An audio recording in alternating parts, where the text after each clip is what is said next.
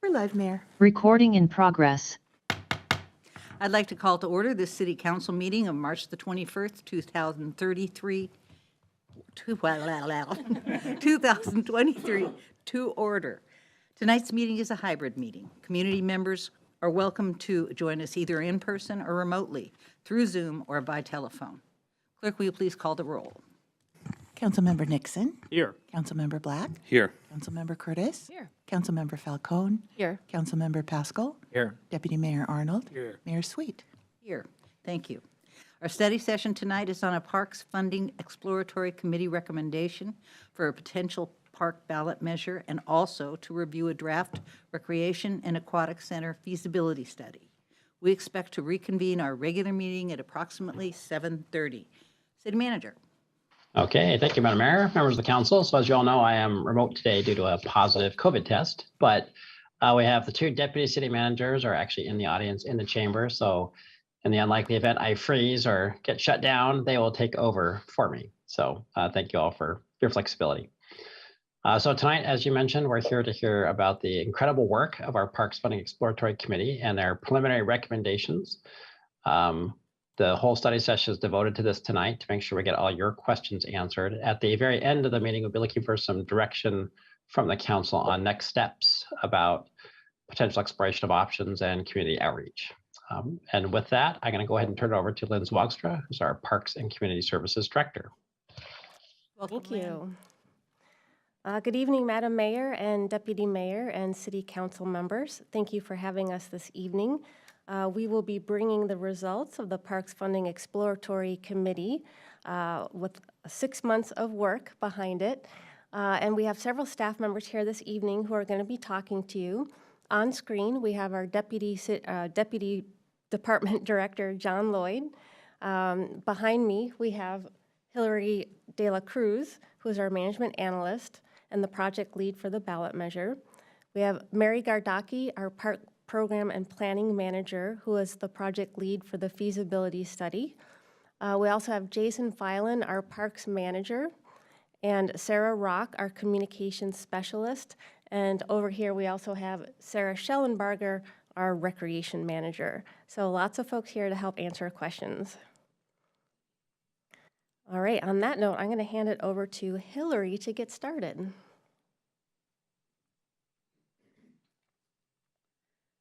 Good evening, council members. In tonight's presentation, we are going to cover the information from the PFEC report, which you all received in your council packets. We have 48 slides, which include many photos of PFEC in action and charts and data from PFEC meetings. We're going to cover highlights about the PFEC process and do a deep dive into PFEC results. And on the screen, you'll just see the outline of the materials included in the PFEC report. And tonight we are going to be seeking direction from council about three topic areas, including exploring alternate facility sizes, council's thoughts about the PFEC recommendation, and community survey scope and timeline, and we'll revisit those at the end of the presentation. So before we dive into the PFEC process, we wanted to start by giving you a preview of the PFEC base package recommendation so that you can keep it in mind while we go through the rest of the presentation. At the March 2nd meeting, 92% of PFEC members agreed on a base element base package with elements that are on the screen. At least one aquatic, this base package would include at least one aquatics and recreation facility, plus the top 5 other elements which are on the screen. So that would be 9 year-round restrooms, green loop trail segments, 7 sports courts, team programs and KTOW operations, and increased lifeguard hours and water safety programs.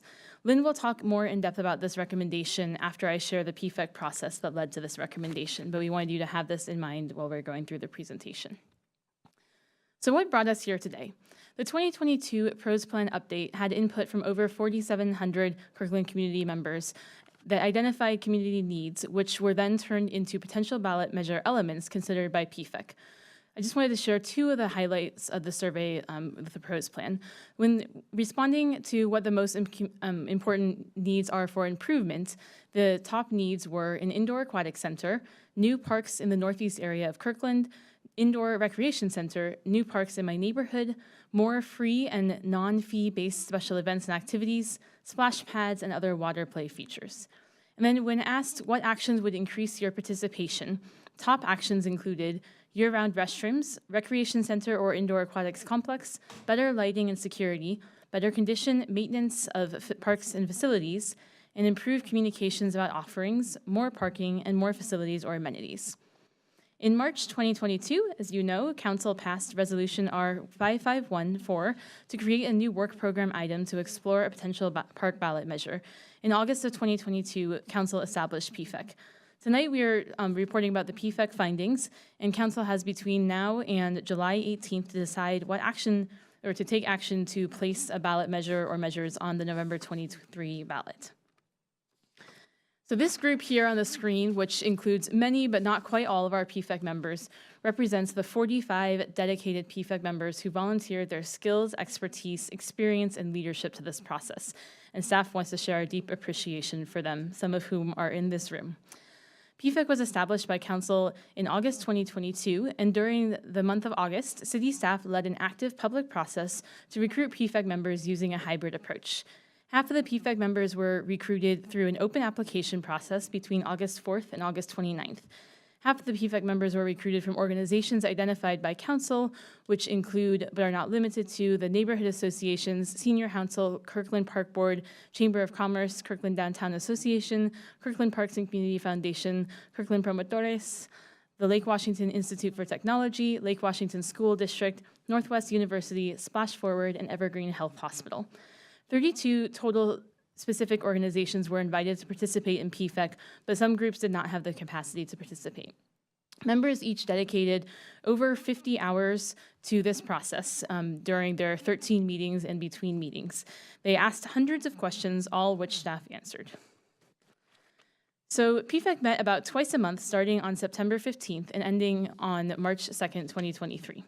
There were 12 meetings and a tour of the Sammamish Community and Aquatic Center. In 2022, the meetings focused on education, starting with tours of Juanita Beach Park. And then we also had a tour of Peter Kirk Park. The PFEC report has summaries for each meeting and materials that were reviewed by PFEC members. PFEC members learned all about the PROS Plan community needs and priorities in our current Parks and Community Services operations. Toward the end of 2022, PFEC members took a deep dive into property tax, potential funding mechanisms available for parks-related ballot measures, and the city's budget while preparing to shift toward decision-making meetings in 2023. PFEC members also toured the Sammamish Community and Aquatic Center, which was a great opportunity for them to see what these facilities look like in reality, both before and after reviewing potential facility concept plans from consultants. In 2023, the meeting shifted to focus on prioritization and recommendations. At the first meeting, staff provided PFEC members with 3 tools used during their discussions and deliberation, which I'm going to briefly share about. PFEC members reviewed their ballot element flashcards for the first time at their January 12th meeting. This example on the screen is an example of one of the elements flashcards front and back, and Council all received a deck of these cards in January as well. Staff worked to cost 22 potential elements from the PROS plan. This included 15 capital-focused elements with things that would require construction, and 7 operating focus elements, which are things that require people and supplies. Throughout the PFEC process, estimated costs for each potential ballot measure element were primarily discussed using the annual estimated cost to a $1 million valued home in 2023 dollars. We use this rather than the estimated annual cost to a median valued home or the estimated tax levy rate. Using the estimated cost to a $1 million valued home provided a more tangible number for PFEC members to consider, and resulted in easier math for scaling up or down from $1 million to estimate the impact to a certain home. Just for your reference, the 2023 updated median home value, which was published in February 2023, in Kirkland is $1,238,000, and in 2022, the median home value was $880,000. Annual costs were generally presented combining the annual operating costs and annual payment on debt service for capital costs related to each element. So most numbers that you'll see tonight and throughout the report are the combined annual operating costs plus the capital costs unless we specify otherwise. And all elements were costed in 2023 dollars with the exception of facilities, which were costed using 2025 dollars to account for the magnitude of the facility projects. Each PFEC member also received a map of all the potential ballot measure elements with physical locations in January. And tonight I shared with you maps of the base package that we're talking about. This on the screen is the map of all the elements, which is a lot across the city. And then in the left side of the screen is a snip of the closer in, so you can see kind of what this looks like across the city. And then the final tool that was used by PFEC members was the Balancing Act Prioritize tool. The city has used Balancing Act Simulate to gather community input during past city budget processes. And during PFEC, members completed 4 Balancing Act priority exercises in January and February. Results of these are in the PFEC report, and I will share highlights of some of the results in the coming slides. Each of the 22 potential ballot measure elements were entered into the Balancing Act with a card that had the annual cost estimate for the $1 million valued home. And in various iterations of the Balancing Act, PFEC members were asked to select elements they would include in the ballot measure and rank the elements in their priority level. By the final Balancing Act, number 4, the cap dollar amount of $260 annually to the $1 million home was used at the request of PFEC to choose elements that fit within the general median cap amount that most PFEC members estimated would be a good size for a ballot measure. Later in January, PFEC had a presentation from the Aquatics and Recreation Facility Feasibility Study Consultants, OPSIS Architecture, to hear about concept plans and related costs. And this was the same presentation that OPSIS shared with Council at the study session on February 21st.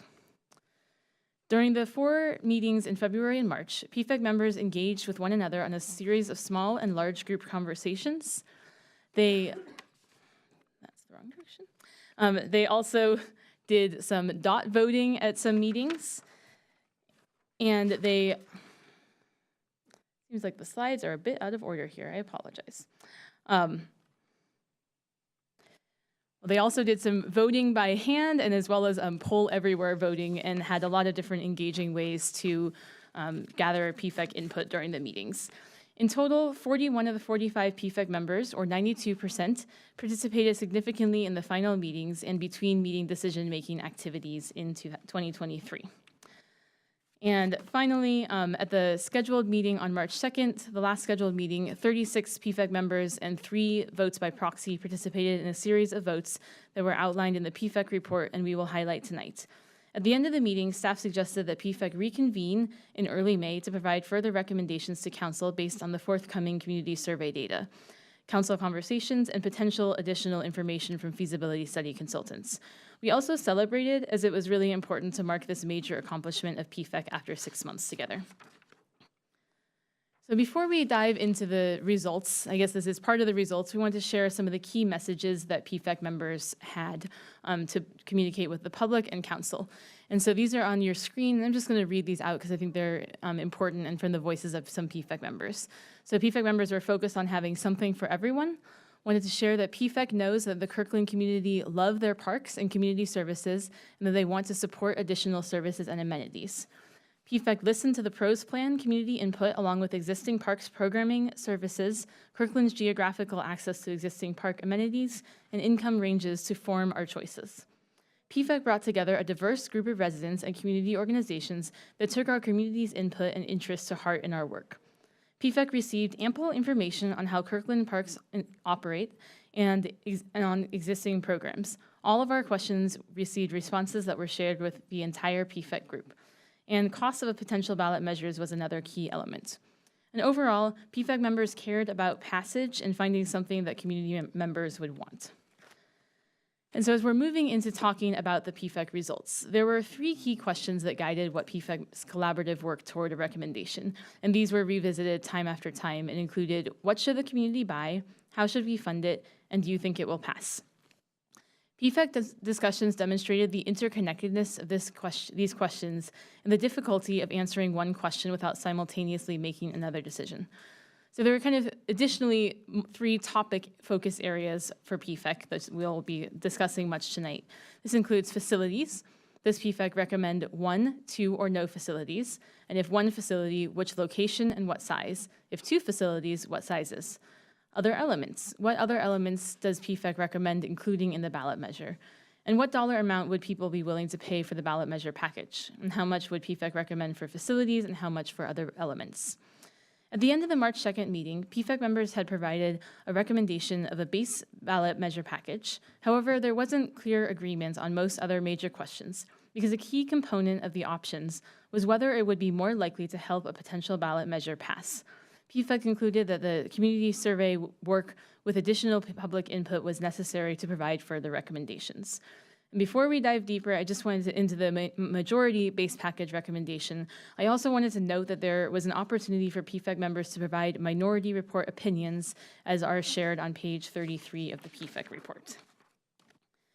And so we're back to this slide that we shared in the beginning of the PFEC base recommendation. And as a reminder, 92% of PFEC members voted to recommend to council this base package for a ballot measure, including at least one aquatics and recreation facility, year-round restrooms, green loop trail segments, 7 new sport courts, teen programs and K-tub operations, and increased lifeguard hours and water safety programs.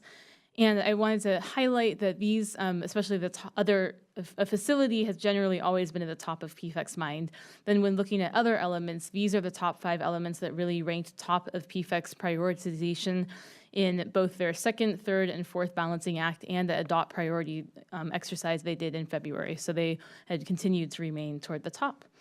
And now I'm going to turn it over to Lynn to share more details about these 6 elements and that are part of the base recommendation.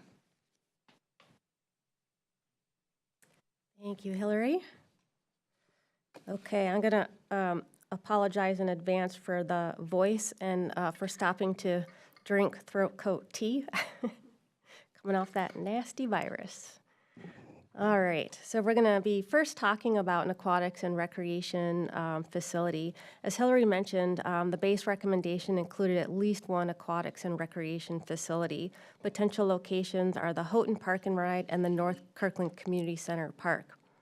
The OPSIS architecture feasibility study yielded 5 different facility options with 4 different facility sizes, each with the different components. This information is extremely informative in that it gives us an idea about site work costs and shows us the different facility program elements and the impact on capital and operating expenses. Each of the 4 sized facilities could be sited at either location. However, OPSIS recommends that the smaller 2 options be considered for NKCC due to site fit. One last item of note is these are concept plans for the purpose of determining feasibility and interest. They are not designs. Designs would begin upon passage of a ballot measure. The question of size, location, and number of facilities has yet to be decided, and we will be seeking council direction on that this evening.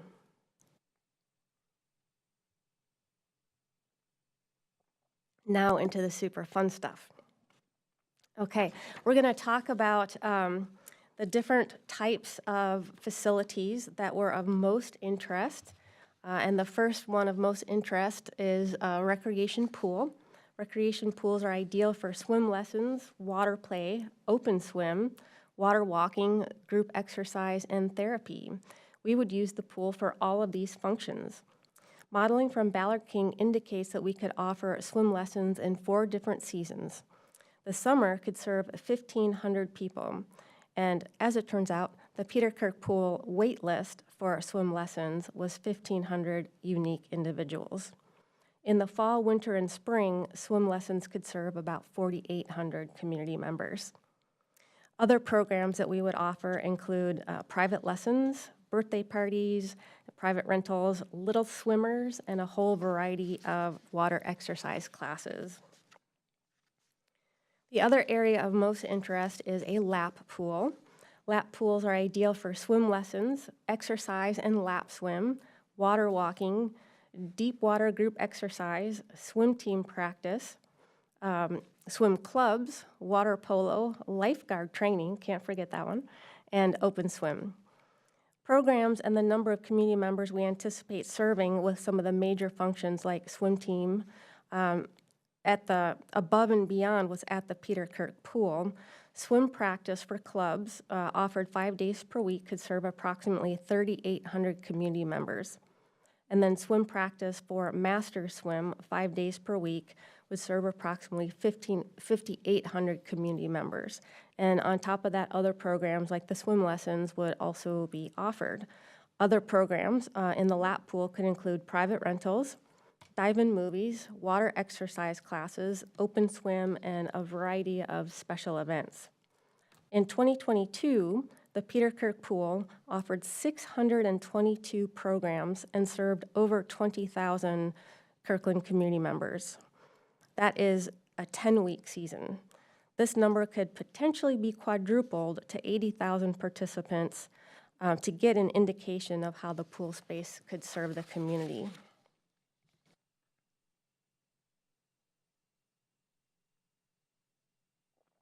All right.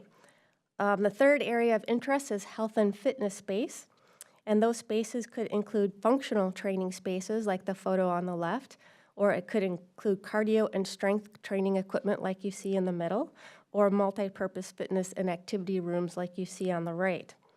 The recreation staff anticipate bringing a diverse set of programs to the Kirkland community for these specific spaces that would include aerobics, cycling, kickboxing, triathlon training, outdoor introductory safety classes, grief healing fitness classes, yoga, high-intensity interval training, and couch to 5K classes, functional training, and then we also have classes geared towards BIPOC youth and adults, an outfit program, which is a no gender, no judgment program, and also pound classes, which is fitness classes, pounding on drums, not pounds as in weight.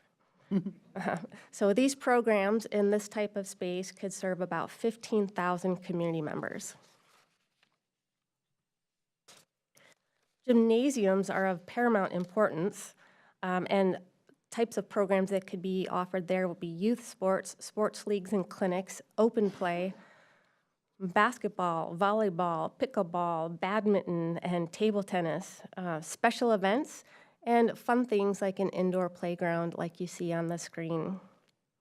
Assuming a multi-purpose room is available for general programs and classes, and depending on the number of gyms available, the types of programs we would provide in this space include dances, pee-wee sports, youth sports such as dodgeball, volleyball, or indoor soccer, adult sports leagues, youth agility and conditioning, shuffleboard for youth and adults, I bet you didn't expect to hear that one, and high-volume fitness classes like hip-hop, Zumba, and cardio dance.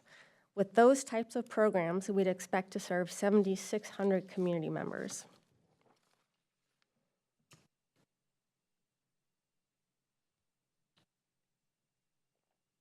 And the fifth highest interest is multi-purpose rooms. Multi-purpose rooms can be used for pretty much anything, depending on how you build it. We would anticipate using multi-purpose spaces to provide the following types of programs: youth and adult drawing, youth and adult photography, computer camps and classes, camps for film, art, Legos, and science, martial arts, first aid, support groups, book clubs, and speaker series. Through these programs, we would expect to serve 4,800 community members. And then there's also other types of facility spaces that we've spoken about, but were not specifically mentioned by PFEC as high interest spaces. And one of those is community gathering spaces. Community rooms and multi-purpose rooms are somewhat interchangeable. However, community rooms would typically focus on group events, meetings, and special events. An example of this space is on the left-hand side. You see a large community room with a stage. And this type of space is often supported by a kitchen that you see in the bottom left below that photo. Multi-purpose rooms are typically used for programming, which we just discussed. And then the question is, can these two spaces be combined? In other words, multi-purpose rooms and community rooms. Well, the answer is yes. However, the caveat would be it depends on community interest, community needs, and community size. If the two spaces are combined, you essentially cut in half the number of programs that you can offer. So I just read out a list of multi-purpose programs in a multi-purpose room. With a community room, it would be used for all types of external groups and functions. But the types of things that we would offer include performances, movies, concerts, dances, community lunches, craft fairs, and fitness fairs. And then, of course, you have a whole variety of specialty purpose rooms, and you can see a couple of those on the screen. One is a music room, one is an art room, and we have a long list of different types of programs that we would bring in those spaces that would also serve thousands of people. Some of these programs in these specialty spaces can, in fact, be offered in a community room or a multi-purpose room. But when you talk about art programs or music programs, you can see in the top right, the art space is really custom. You need lots of cabinets for storage of a million different pieces of art equipment. You need a sink, the tables that can be dripped on, that type of thing. So moving on to the base 5 elements. This element would winterize 6 restrooms and add 3 new restrooms. Currently, we have 5 year-round restrooms, which are at Marina Park, Totem Lake Park, 132nd Square Park, Peter Kirk Park, and Juanita Beach Park. Seasonal restrooms close during the winter, and portable toilets are placed throughout the park system. The 3 new parks would be located at McAuliffe Park, North Rose Hill Woodlands Park, and Terrace Park. The 6 restrooms that would be winterized include Crestwoods, Edith Moulton, Juanita Bay, Marsh Park, O.O. Denny, and Waverly Beach Park. And those 9, or is it 7, 9, are brought to you, are recommended based on park use, but also with an eye towards spreading those throughout the park system.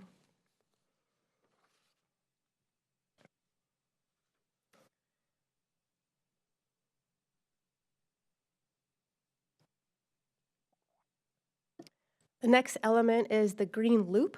Ray Steiger with the Capital Projects team did some in-depth research and modeling on the Green Loop trail alignment and options. He estimates that it could take approximately $23 million in 2023 funding to complete the Green Loop.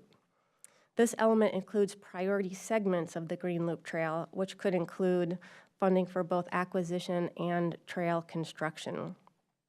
This element is located in the Finn Hill and Juanita neighborhoods. The next one is new sports courts. This would fund the construction of 7 new sports courts, the first one being sand volleyball at O.O. Denny Park, and that would be in the Finn Hill neighborhood. The other courts include a pickleball complex with 3 courts, a full basketball court, and 2 tennis courts. Each of these courts were costed based on siting them at current developed parks. However, exact location was not determined. This element would partially fund year-round operations of the Kirkland Teen Union Building as a drop-in teen center and enhance programs for youth and teens. KTUB operations would include a drop-in teen center hours 7 days per week, serving about 8,500 teens just through that piece of it. It would also involve a bilingual behavioral health professional on site, outreach to BIPOC and at-risk youth, and daytime activation for adult and preschool programs. The enhanced programs for youth and teens include year-round outdoor recreation programs such as guided hikes, outdoor yoga, water recreation, and winter activities, and those programs could serve about 680 teens. Life skills programs such as cooking, job skills, and financial literacy, those group of programs could serve about 220 teens.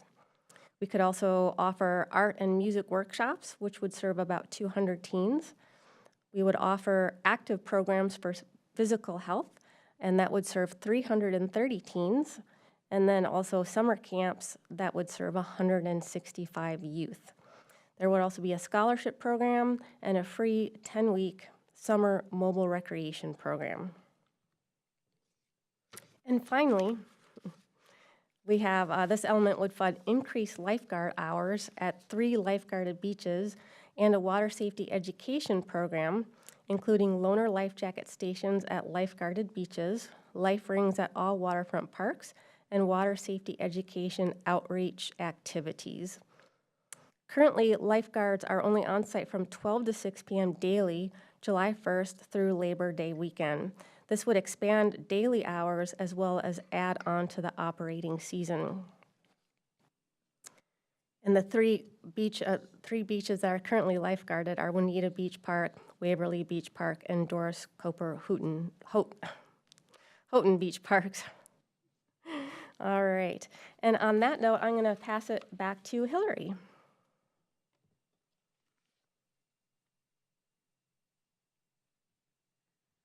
So this slide has a table that takes everything that Lynn just talked about and distills it into the element name on the left. In the middle is where the specific location for those that have locations and what neighborhood they are in that corresponds with the maps that you have in front of you as well as in your packets. And then it talks about the annual cost for the elements. And the total amounts, these total annual costs are a combination of the annual operating costs and the annual amount needed for the debt service payments on capital costs. And if you look at the first column of numbers, that uses a 20-year bonding financing for capital elements, and the second column uses 30-year bond financing. And so, and we'll talk about the facility costs in a moment. And as you can see at the bottom of this, if we're just looking at those 5 elements other than the facility, the total package for those 5 is $41.50 per year to the $1 million home for using 20-year financing, and $37.47 per year to the $1 million home using 30-year financing. So this table here highlights the total costs for each of the scenarios of the base package, with the variables being which of the 3 facility options and then 20 versus 30-year financing. And these 6 scenarios were shared with PFEC before the March 2nd meeting, and I'll talk about some votes related to them in a moment. But just so that we all kind of know what numbers we're talking about, these scenarios, as you can see, range from costing $195 to the million per year to the $1 million home for the base package of the 74,000 square foot facility at NKCC and the other 5 elements, to and that's using 30-year financing, up to $272.17 per year to the $1 million home for the Houghton largest 103,000 square foot facility plus the top 5 elements using 20-year financing. So I'm going to share 6 more slides that have additional information about votes that PFEC members took at the March 2nd meeting. There were no additional formal recommendations reached about the items on your screen, including cap dollar amount, ballot measure type, and length of financing. But the information here, I'm sure, will be helpful to council as you are considering how to move forward.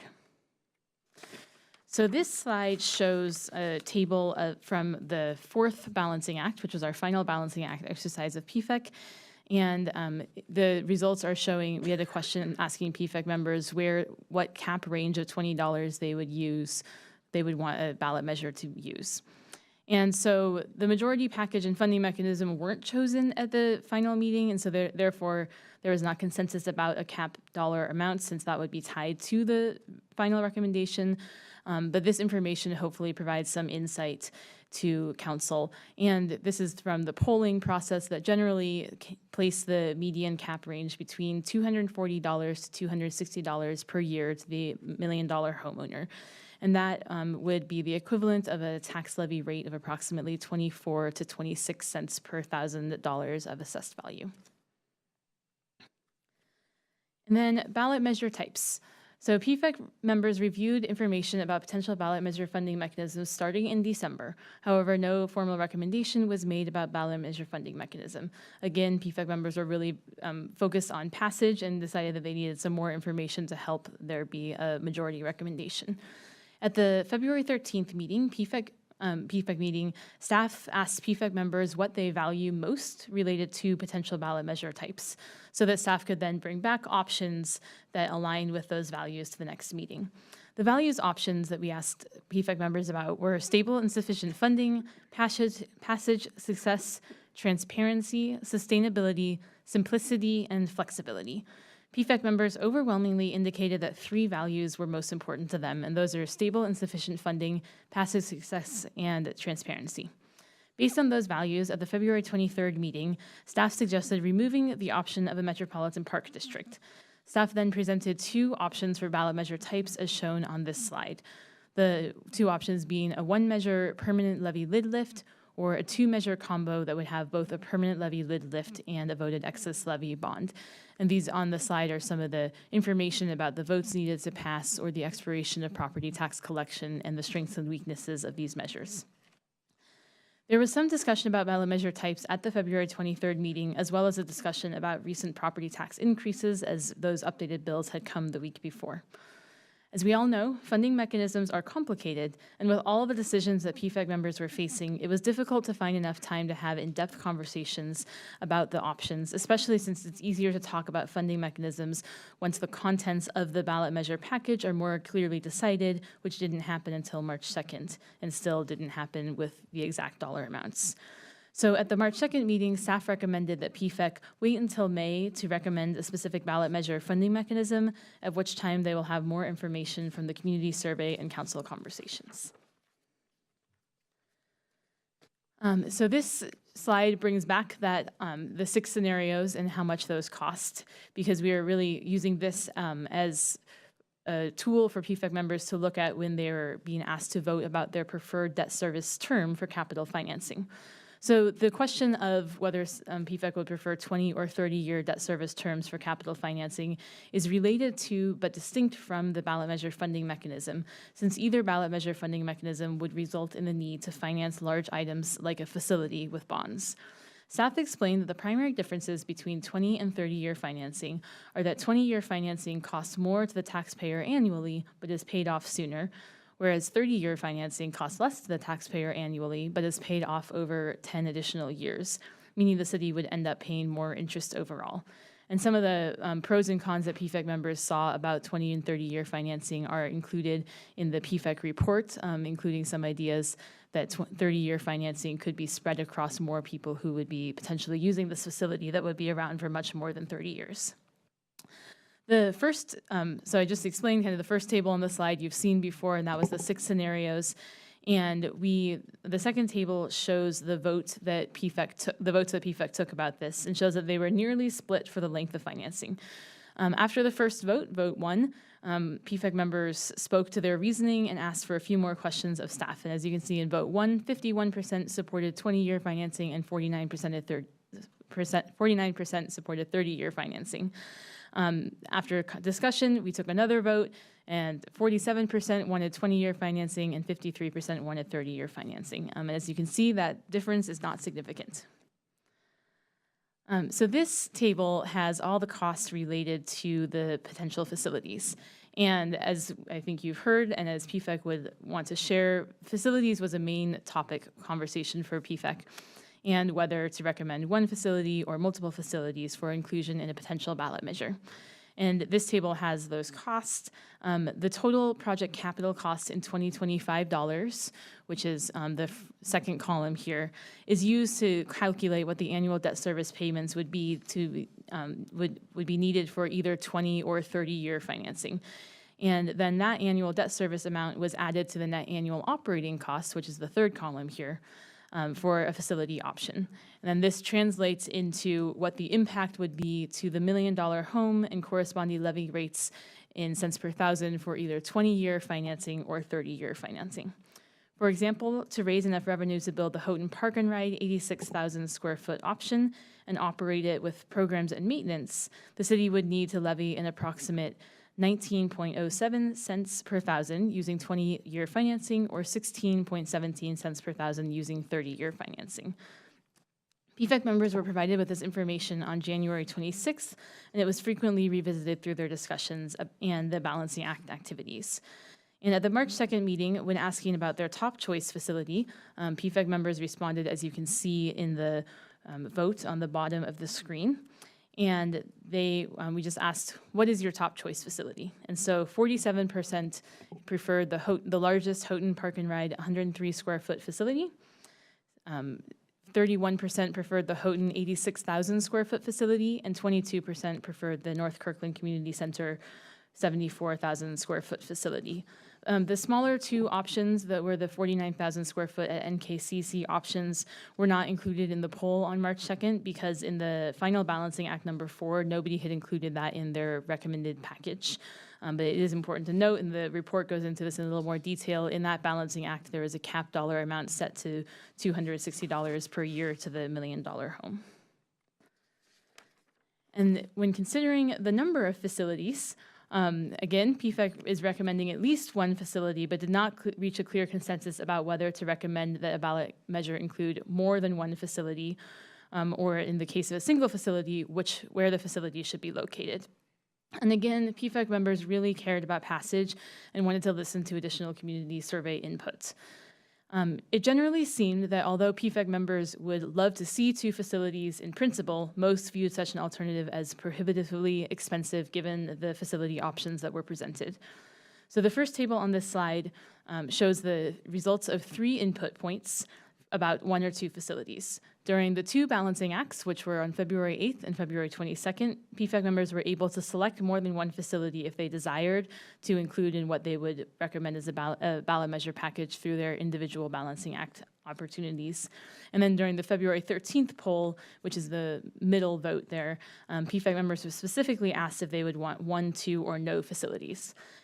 And as indicated in this table, there was overall greater support for one facility, likely due to cost constraints. But that still wasn't a final recommendation, and we'll talk about some requests for other scope of work in a moment. And PFEC members also shared pros and cons for one facility versus 2 facilities, as indicated on page 36 of the PFEC report. At the March 2nd meeting, staff presented 2 alternative options for PFEC to understand why they might what they might be interested in for a 2-facility option. First, staff presented the idea of having an 86,000 square foot facility at Houghton Park and Ride with a replacement of the North Kirkland Community Center at a comparable size to the current facility. Rough estimates show that the base package with the 86,000 square foot Houghton Park and Ride option and the top 5 other elements and this NKCC like size replacement could cost approximately $252. That is just 3 digits to the annually to the $1 million home if you're using 30-year financing. However, more work would need to be done to really make sure those estimates are as accurate as possible. And some members expressed interest in this option as it would show investment in the area surrounding NKCC, and a few other members expressed disappointment with the option, thinking that it felt like a second thought after prioritizing the Houghton Park and Ride site. There was no formal vote about that option.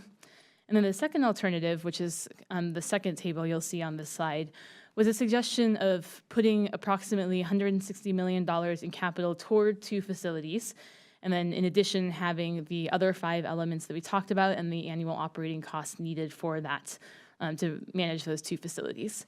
And these 2 facilities could be designed in a complementary way, again, needing further refinement by OPSIS consultants if that was something that was of interest. And as shown in the second table on this slide, the option was costed an estimated $271 annually to the $1 million homeowner using 30-year financing. The option was presented with the idea that PFEC could suggest this as a further exploration for council and that staff could gather community input about 1 or 2 facilities through the already planned community survey, and that all of this information could support PFEC members in a refined recommendation in May. And as you'll see, 54% of PFEC members were interested in exploring this option. And now for talking about facility location, which was the final main component of conversation about facilities. PFEC members shared pros and cons for each of the 2 potential locations. As shared by OPSIS architecture consultants, the Houghton Park and Ride site is already flat and is generally easier to build on with much less site costs.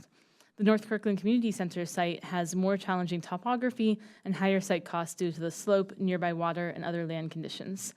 Additionally, for each facility, arguments and opinions were shared. There are many more in the report, but for each one, people could say that this facility was too far away from someone's neighborhood, and also folks raised traffic concerns about getting across the city to either facility. To try and gain more clarity about the facility location preferences, the votes on this slide were used. So we first asked about the location and what location PFEC members would choose if this facility was roughly the same size and roughly the same cost. As you can see in the first row there, 58% of PFEC members said they would choose the Houghton Park and Ride site, and 42% prefer the NKCC site. Staff then asked if price or location was the primary decision driver for PFEC members, of whom 53% said the location was the primary driver and 47% said price was the primary driver.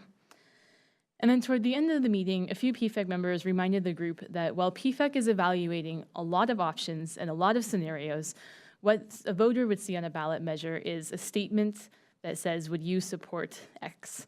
And so we looked at that and said, let's take a vote on each of these potential options of would you support this facility size with the top 5 elements.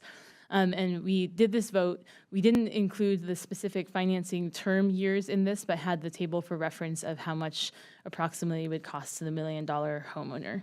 And as you can see, 91% of PFEC members indicated they would vote yes for a Houghton 86,000 square foot facility plus the top 5 other elements.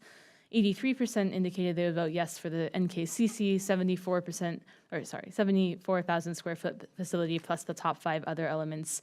And 75 indicated that they would vote for the largest Houghton 130 square foot facility plus the top 5 other elements. And while PFEC did not make a final decision about the facility location, size, and number, they did recommend that council include at least one aquatics and recreation facility in a potential ballot measure. And in a moment, we will seek council's input about next steps for facility-related questions. So the final vote that we took was really more considered an advisory poll at the PFEC meeting, and we asked them to give an advisory poll to council about whether the city should go to the ballot in 2023 or 2024. And PFEC members were provided factors to consider, such as the King County 2023 ballot measures, a potential Evergreen Health Hospital capital bond measure in November 2023, and rising property taxes. PFEC members were also asked to consider the momentum from the 2022 PROS plan leading into the PFEC process and the momentum from the PFEC process, and reminded that there's always a potential reason to wait. As indicated on this slide, 76% said yes to 2023, and this was the final vote on March 2nd. So the final slide of the presentation part of this, and I'm sure there will be lots of discussion, is really just talking through next steps in this ballot measure exploratory process. So on your screens, you can see kind of outlining the next major milestones, especially related to the council process. So council is scheduled to review a draft resolution accepting the PFEC report at the April 4th meeting. And as was mentioned tonight, staff recommend reconvening PFEC on May 1st to provide additional recommendations. And in anticipating that you'll provide that direction for PFEC, staff will write that into the resolution. And then on April 18th, council is scheduled to adopt the resolution to accept the PFEC report. The statistically valid community survey will be in the field at some point in April, and with a planned sample size of 400 people. We are currently coming under contract with EMC Research, and we'll talk briefly more about this facility in a moment. And after about the survey in a moment. And after that survey is completed, there will be an open link version of the survey to seek broader community input as well. And if council provides direction, additional facility feasibility study work will continue in April, and we'll talk about that in a moment as well. And then finally, PFEC will reconvene on May 1st, which is highlighted in bright yellow in the middle of your screen. And they will review the community survey results and updates to facility information and hopefully provide further recommendations to council. And then on May 16th, council will receive the community survey results and updates to the facility information, and they will also receive additional information from PFEC, and council will be discussing finalizing the projects and programs to be included in the potential ballot measures. And then in June, at the direction of council, staff will bring draft ordinances with ballot measure options and language to council for consideration. And in June and July, council will also need to authorize the recruitment for the pro-con committees and confirm appointments. And July 18th is the final date and the final council meeting during which council can approve an ordinance to place a ballot measure or measures on the ballot for the November 2023 ballot. And then below that, the King County election dates are included for reference, and should council decide to place a measure on the or measures on the ballot, staff will ensure that all the materials are provided to King County elections following that timeline. With that, I think over to you, Lynn.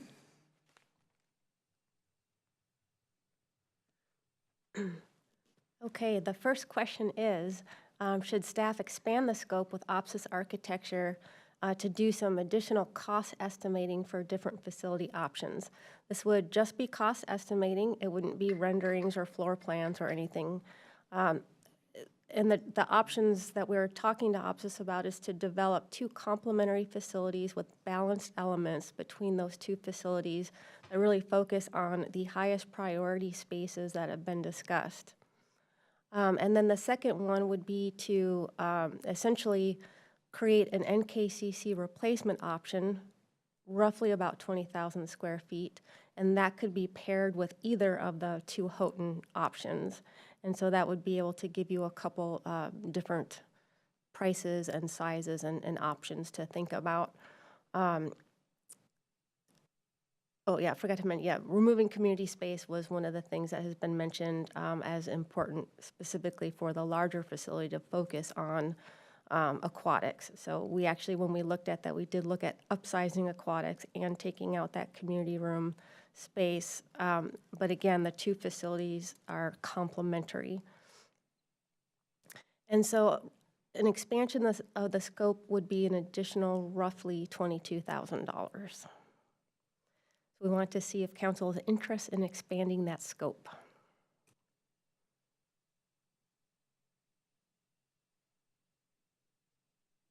Ready to start? Councilmember, or Deputy Mayor Arnold.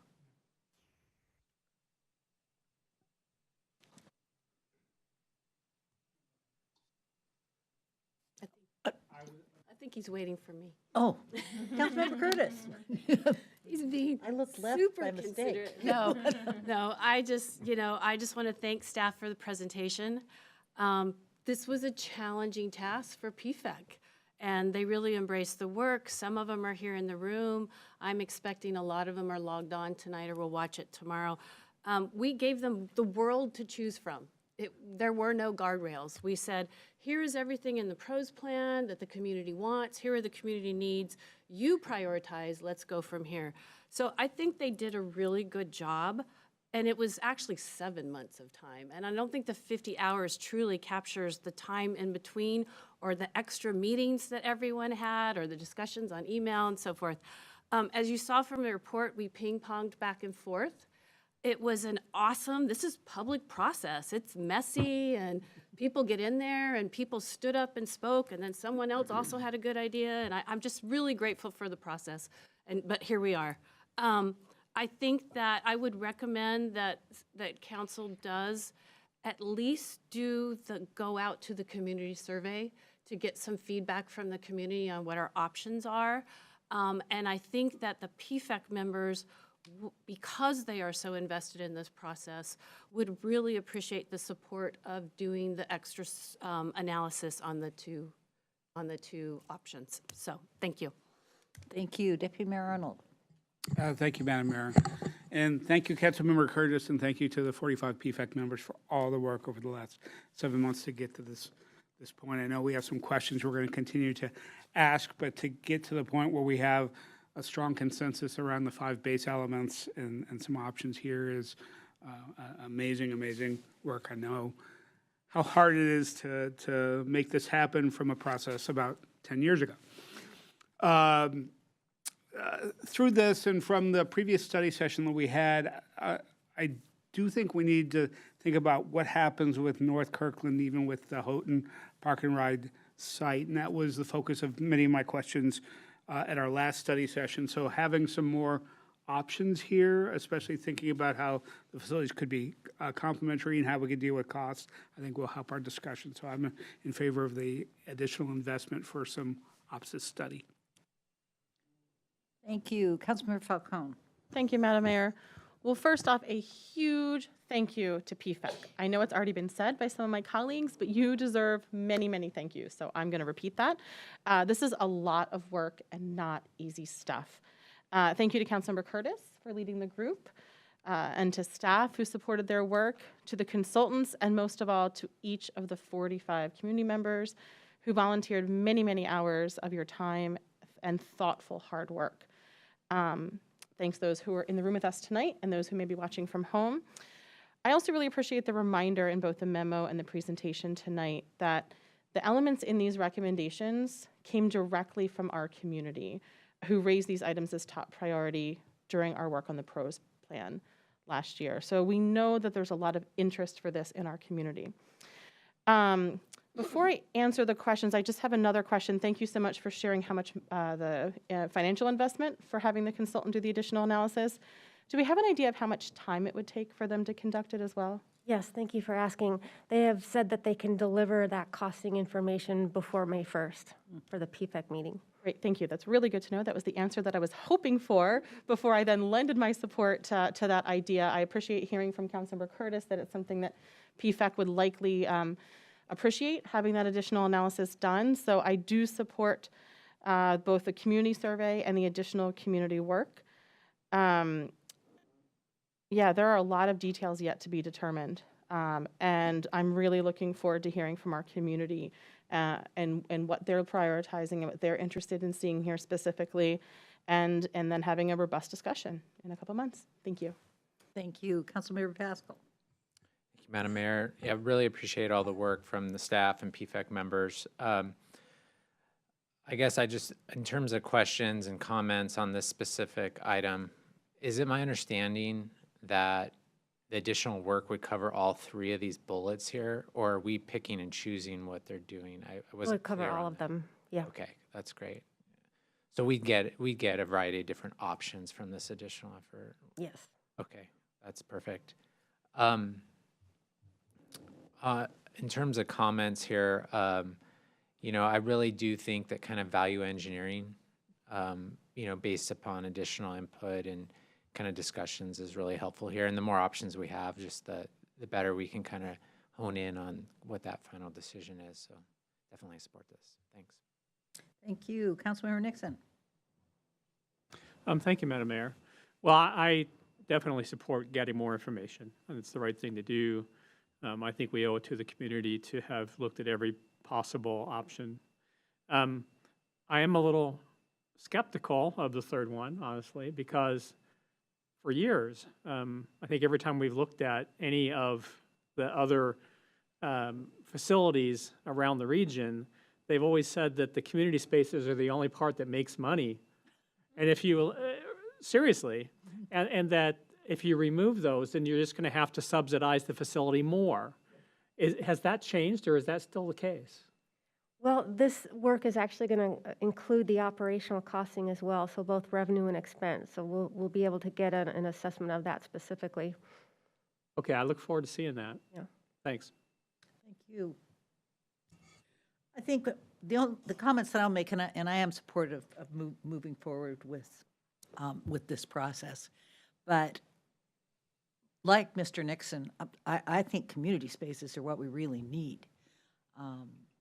I think that is absolutely missing from from the North Kirkland facility, and Peter Kirk is maxed out about 100% of the time. So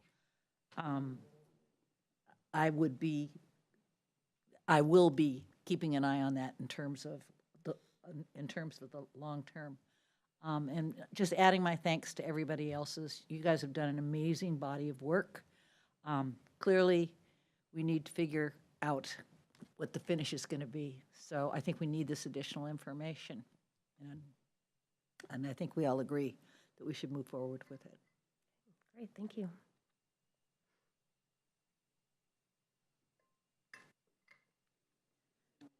Well, thank you for your input on that. And the next kind of set of questions, we really wanted to make sure there was space for council to provide feedback on, and I'll just share all three of these at once. What are council's thoughts on the PFEC recommendation?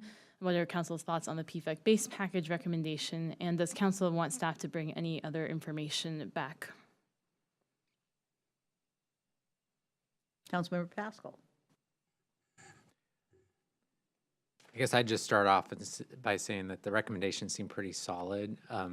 I just had a couple questions about how they kind of came to be. And so the first one is I was curious how you factored in the voices of youth in the decision of what to fund or not to fund. And I'll give you an example. The reason why I think about that is because if I'm not mistaken, the PFAC is made up of mostly adults. And so one of the things I've heard from youth since my time on council is the lack of a skate park that compares to any of our surrounding neighbors. And I noticed that didn't kind of fall within the top tier. And so I just was kind of curious, how did you elevate youth facilities a little bit because there weren't those voices on the PFAC, or how did that kind of come? I don't know who to ask if staff. You're looking at me. Yeah, I'm sorry. And I appreciate that. There were no youth on our team. That's challenging, as you know, Thursday evenings. We had a lot of parents. And so they were representing their children's voices and the voices of their friends. As Hillary said, we went through the ballot or the balancing act quite a few times, and the skate park didn't elevate, but there was a lot of conversation around K-Tub and youth programming, and that was a high interest of the PFAC team. And do you have anything to add? I would just add that we did seek a youth delegate, and we had one for the first meeting, but just because of the complexity of doing this during the school year, they weren't able to continue participating, unfortunately. I think Councilmember Curtis said the rest well. Great. Councilmember Curtis. That does raise an interesting thought, though, as we go out to the community survey to see if we can query young people on their needs. So just throwing that. Back to Councilmember Pascal. Councilmember Curtis read my mind there. That's what, yeah. Whoa. That's perfect. That was going to be a question about the survey. Thank you for that. The other question I had was around the green loop. And before I even ask my question, I'm just going to say, I'm supportive of the green loop. I voted for it when it was part of the Pin Hill neighborhood plan and that whole thing. The question is more about that when I look at all the different recommendations, that's the one that's kind of I can't put my arms around as well. It's it's kind of nebulous, right? I understand the vision. I'm concerned how to realize that vision in a tangible way. And I'll give a couple examples. We've had the Billy Goat Trail funded for years. Really hasn't advanced to, on the ground construction. That's part of the Green Loop. We've also had the Green Loop Master Plan funded by the King County Parks Levy. We haven't been able to get to that because of priority. So I'm just voicing some concerns about, if I have a hard time understanding, will others have a hard time understanding what they get from it? And then the other thing would be very clear about what comes from that, right? So there's property acquisition, there's trail construction. And then I guess the missing piece to it all that I feel would be really important to realize that vision is that there has to be some discussion about easements. You will not construct that green loop without easements across private property. And my property is one of those. And if someone came to me and said, you will get tax advantages to build a trail across your property, I would be open to talking about that. So that needs to be part of realizing that vision, because I don't know how else to get there, because it's going to be very difficult to buy up that property. It's going to be about private easements. So if that can just be part of that, I would add. Or was that considered? That would be a question. Was that discussed or talked about? No? Okay. Just in case anyone couldn't hear it, Lynn was saying that wasn't an item of discussion, that level of detail. We were talking, we had the questions of what would this include, and we talked about it would include funding for certain priority segments as they became available, and that the CIP funded master plan hopefully will be underway as soon as well. So I think it's a great vision. It's obviously supported by the community. It's part of the neighborhood plan. I think, as it stays part of this measure, I think just maybe trying to hone in on what those tangible pieces are and be able to communicate that succinctly to the public would be really helpful. Thank you. Thank you. Any further discussion? Just building on that, I think the green loop is going to be one where when people ask questions about it, we're going to need to really have short, sweet, complete answers, because I think people really will look at this package, and I like the composition of it, but they're going to look at this in terms of what they're going to get. And I think the PFEC did a beautiful job putting it together. I guess where I'm frustrated is I want a whole lot of other stuff too. So there's that, and the sense that the PROS plan has so many outstanding things. Going through the card exercise just with myself was painful, because there's so much more that we could do if we had the money. But I think we're going in the right direction. You may. I just want to share that PFEC also struggled with that. And I made the promise to them that we would figure out how to fund the other items. Oh, So- good. Oh, right. Okay, further discussion on that one? Go ahead, Hillary. The kind of final direction that we wanted to seek from council tonight was about the survey. And so, as I mentioned, we are currently in talks with the contract and finalizing that with EMC Research, who also managed the survey around the ComSci fire ballot measure process in 2020. And we're wanted to share that the current plan with EMC Research is to have a statistically valid hybrid telephone and online survey that would have a sample size of 400 people. And then after that, we would run an open link survey for a while to gather additional community input. And so the questions are, does council support a community survey in the field as soon as possible? And then would council like to see any expansion of this survey? And I should mention, along with the first aspect, is that the hope, of course, with PFEC reconvening on May 1st is that we would be able to have the results by then. So that really has the date of question working out around April 5th for staff. Councilmember Falcone. Thank you, Madam Mayor. It's not surprising that the survey methodologist here has some feedback on doing a community survey. Yes, I fully support this. It's not going to be surprising that I want us to focus on really having a good, diverse group of respondents here. And so it's not clear to me whether they're proposing like a simple random sample or a stratified random sample. We would randomly sample within certain demographic groups, whether that be neighborhood or disability status or race, gender, age group, all kinds of things like that. I would just like to see good representation so that we could do some sort of multivariate analysis on the data and not just frequencies of each of those, because I think that will be really helpful for us. And so I would leave that up to the consultants to determine if 400 is enough for that, depending on what demographics and how many stratum we'd really be looking for. So, but I think that's really important that we do that in order to make really informed decisions. Thank you. Thank you. Councilmember Pascal. I fully support the survey. It's gonna be really important to making a decision.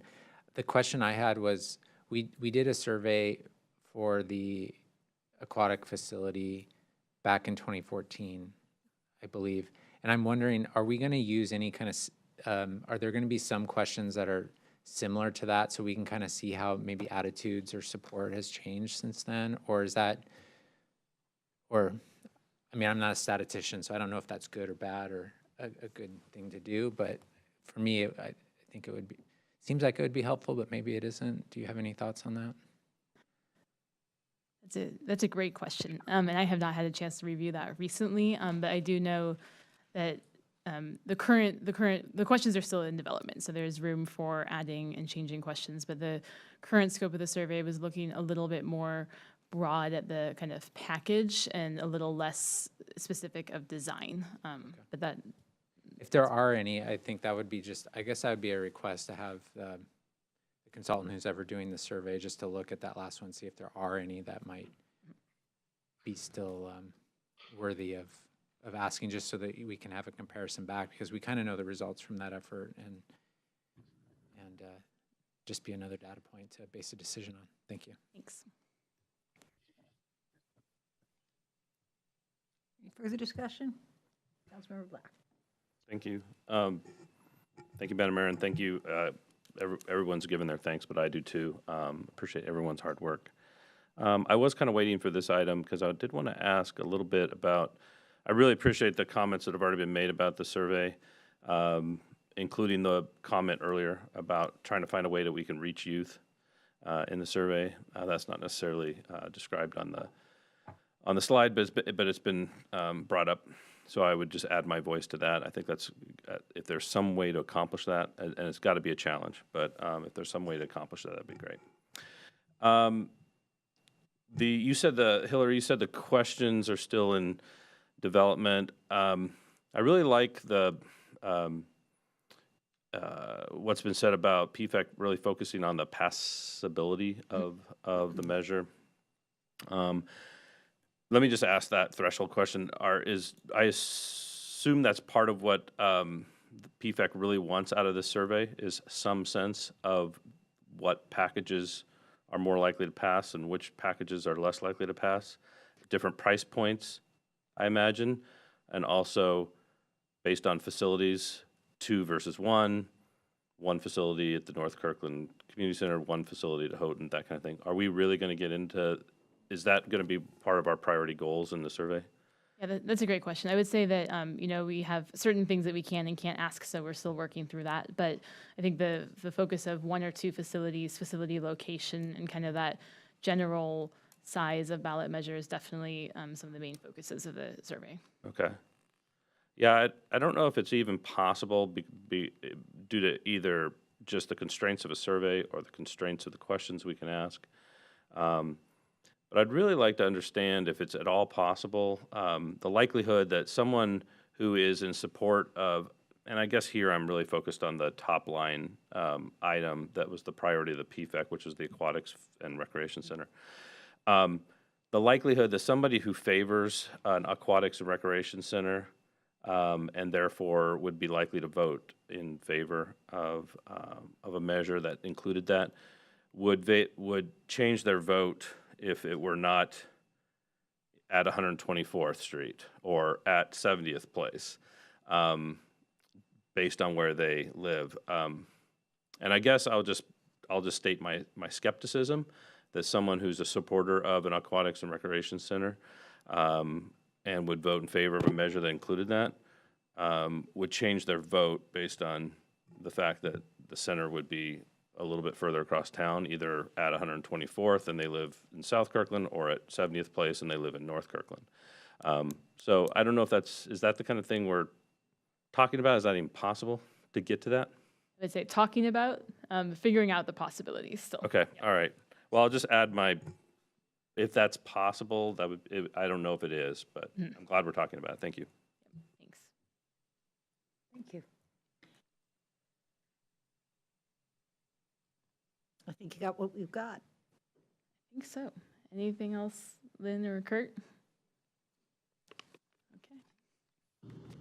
No, thank you. I think we have our next round of steps. Thank you, Council. Excellent. Thank you.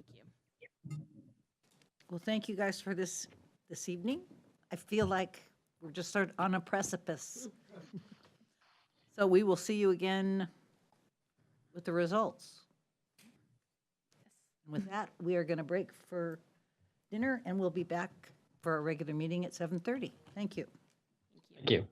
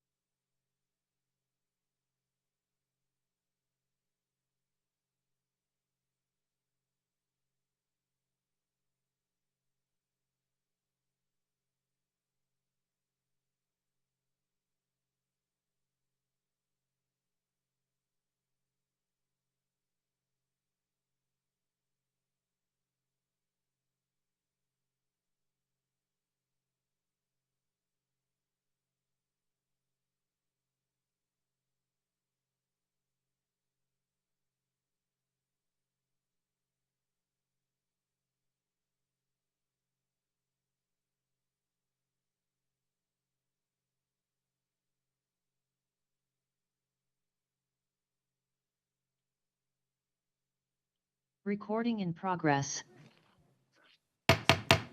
We are back in session following a study session on a Parks Funding Exploratory Committee recommendation for a potential park ballot measure and the review of a draft recreation and aquatic center feasibility study. We are now at item 4 on our agenda, honors and proclamations.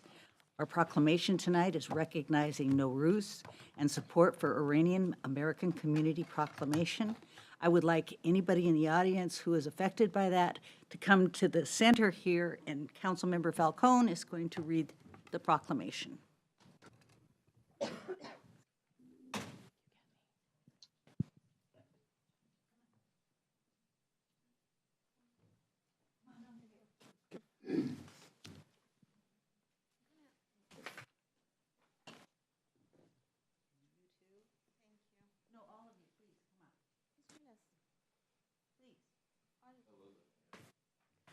We're not taking picture with him.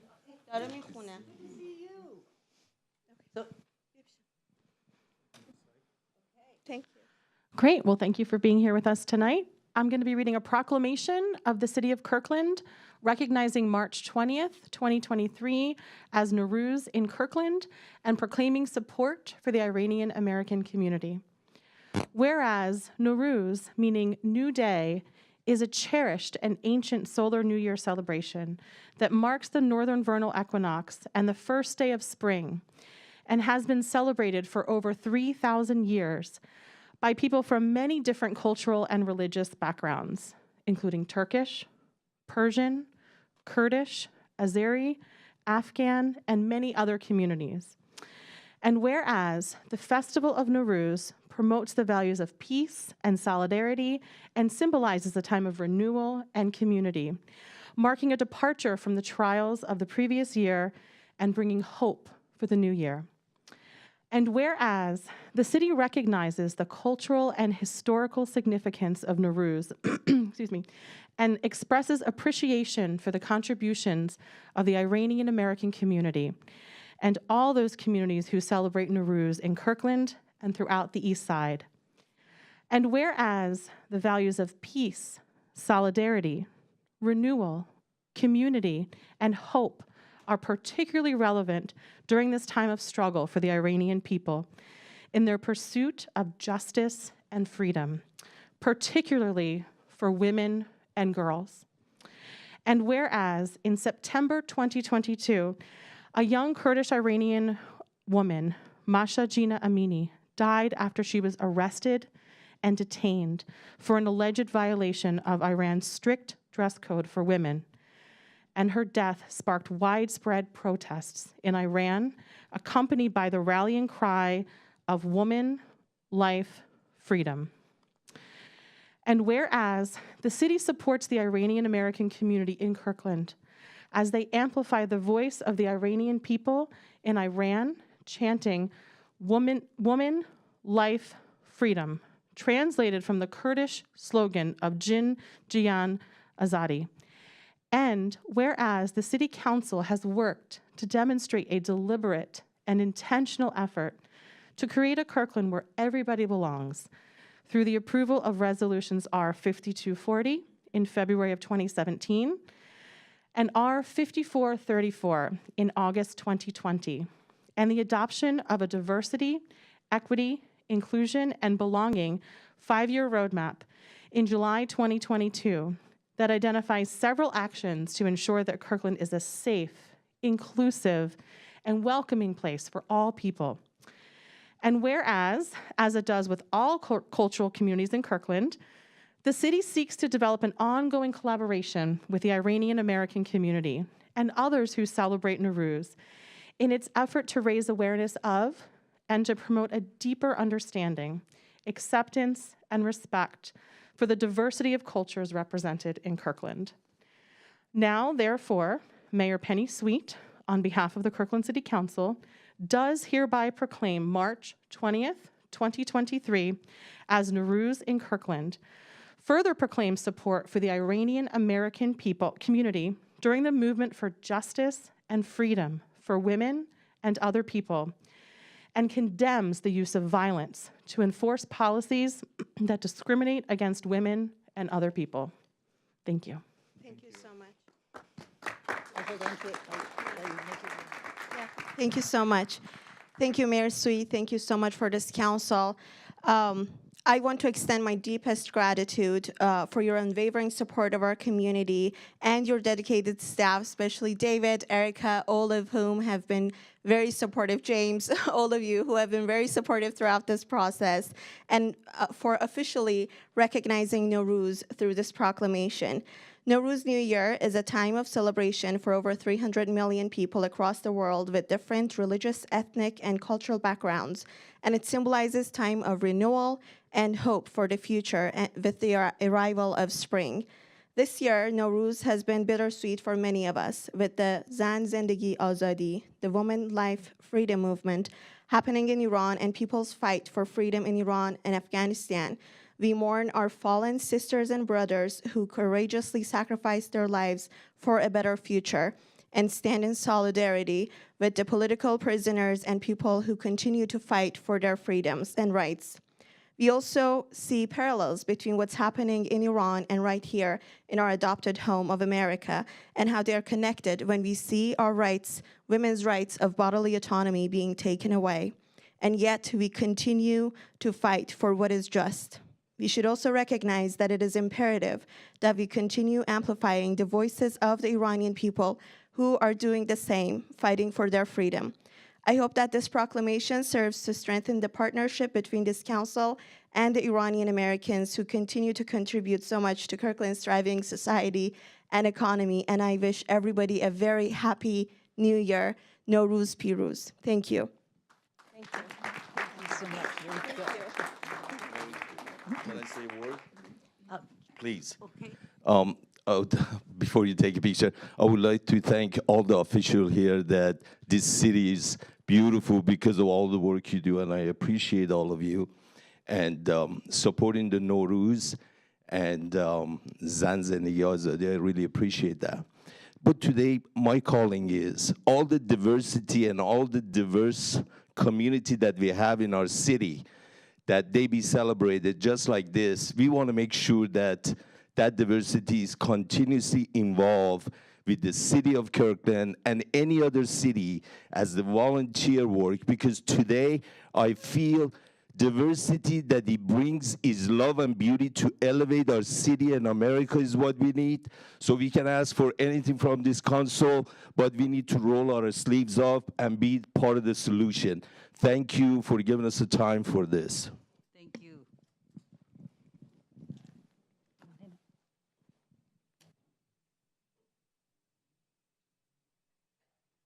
Thank you. Thank you, Mary. You are Nice good to meeting see you. you. Thank you so much, Mayor.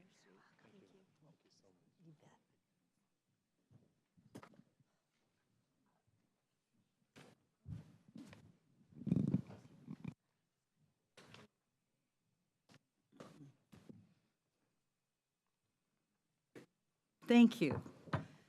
Okay, this takes us to item number 5, communications and items from the audience. This is the time in our meeting when we normally hear from the public on matters that are not quasi-judicial or scheduled for a public hearing, of which there are none scheduled this evening.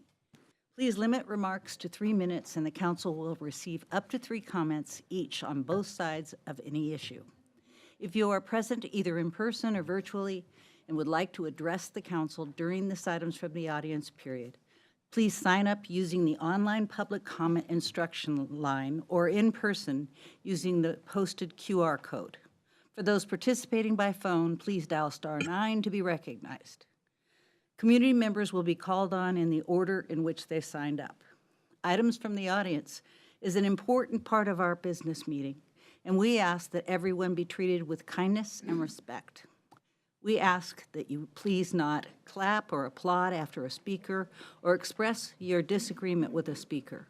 We want everyone in Kirkland to feel welcome expressing their viewpoints, regardless of content. Because they can be disruptive, signs and placards are also not allowed in council chambers during our meetings, regardless of their content. City Clerk. Good evening, Mayor. We have 8 people signed up to speak this evening. The first 3 are Samantha St. John, Nassim Ghazanfari, Arazu Bagan, followed by Curtis Thompson.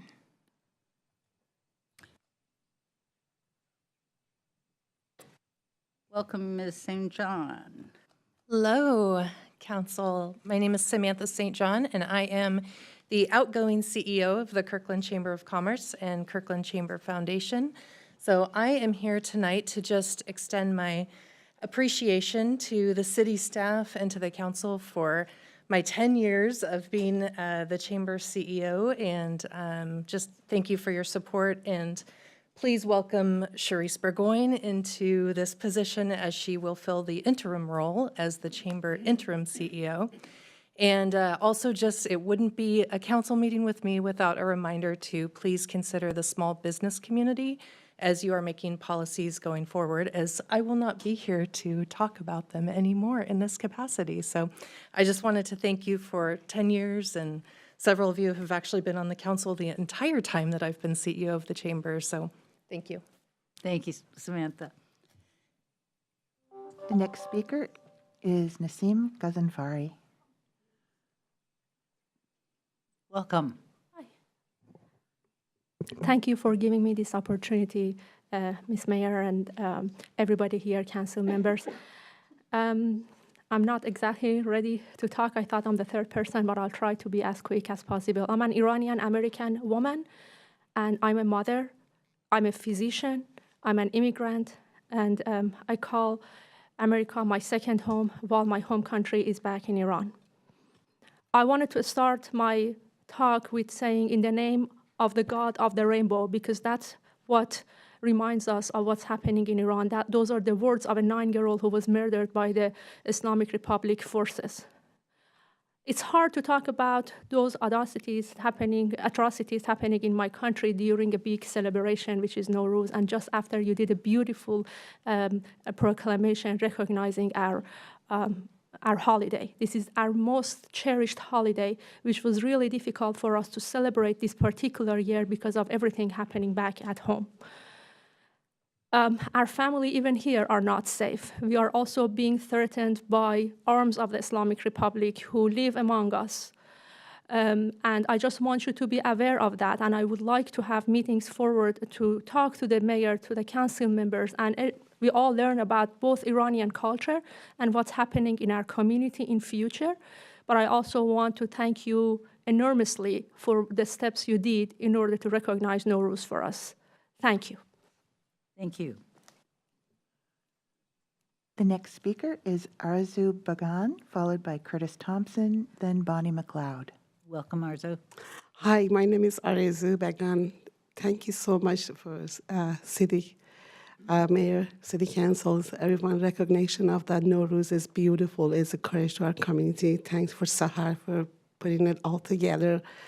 So I am a woman which find my community in the street literally at September 26, 2022, when Mahsa got killed by morality police in Iran, and this revolution just started. And since then, we've been in the street all this, like every single night for the first 2 months, and after that it is every week or every other week, in the rain, in the snow, in any condition. And I'm so proud of my community, which is, we have the group or nonprofit organization called Voice of Iran. These young, beautiful young people are just working days and nights, and while we trying to be the voice of the voiceless is from Iran, trying to be the clearest voice from Iranian people. Also, culture, Nowruz is beautiful. We want to just save it, because Islamic regime, all they want to just destroy our culture, and this is part of their job. But this is not our biggest matter today. We are just losing beautiful kids every day. We want to just be the voice of the voiceless people who get killed. 9 years old, 12, 10. They have no limits. They put chemical attack their own school. That's the condition of my country. Although I really appreciate it, I want you to just hear that this is my passion, this is me, real me. Really appreciate that, but we want to get more connected, and then get more help to amplify their voice. Thank you. Thank you. The next speaker is Curtis Thompson, followed by Bonnie McLeod and Scott Morris. Is Mr. Thompson here? He is.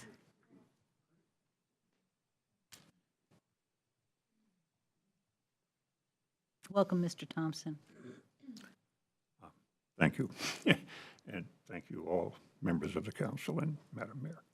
I'm here to ask that those who are leaning in one direction or the other of the screening for people to live at the proposed sheltered housing La Quinta project understand that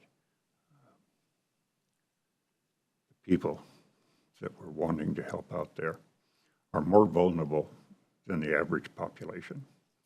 And they need to know, we need to know that that extended security option, background checks, is there for their protection as much as the general community.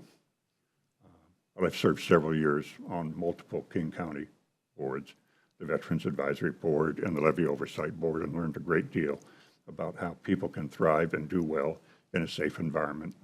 And this is one small element with no significant financial cost that I think we really have no choice.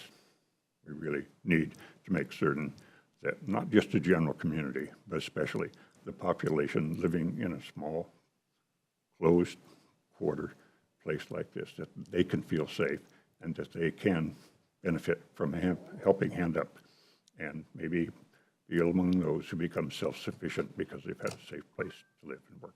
Thank you. Thank you.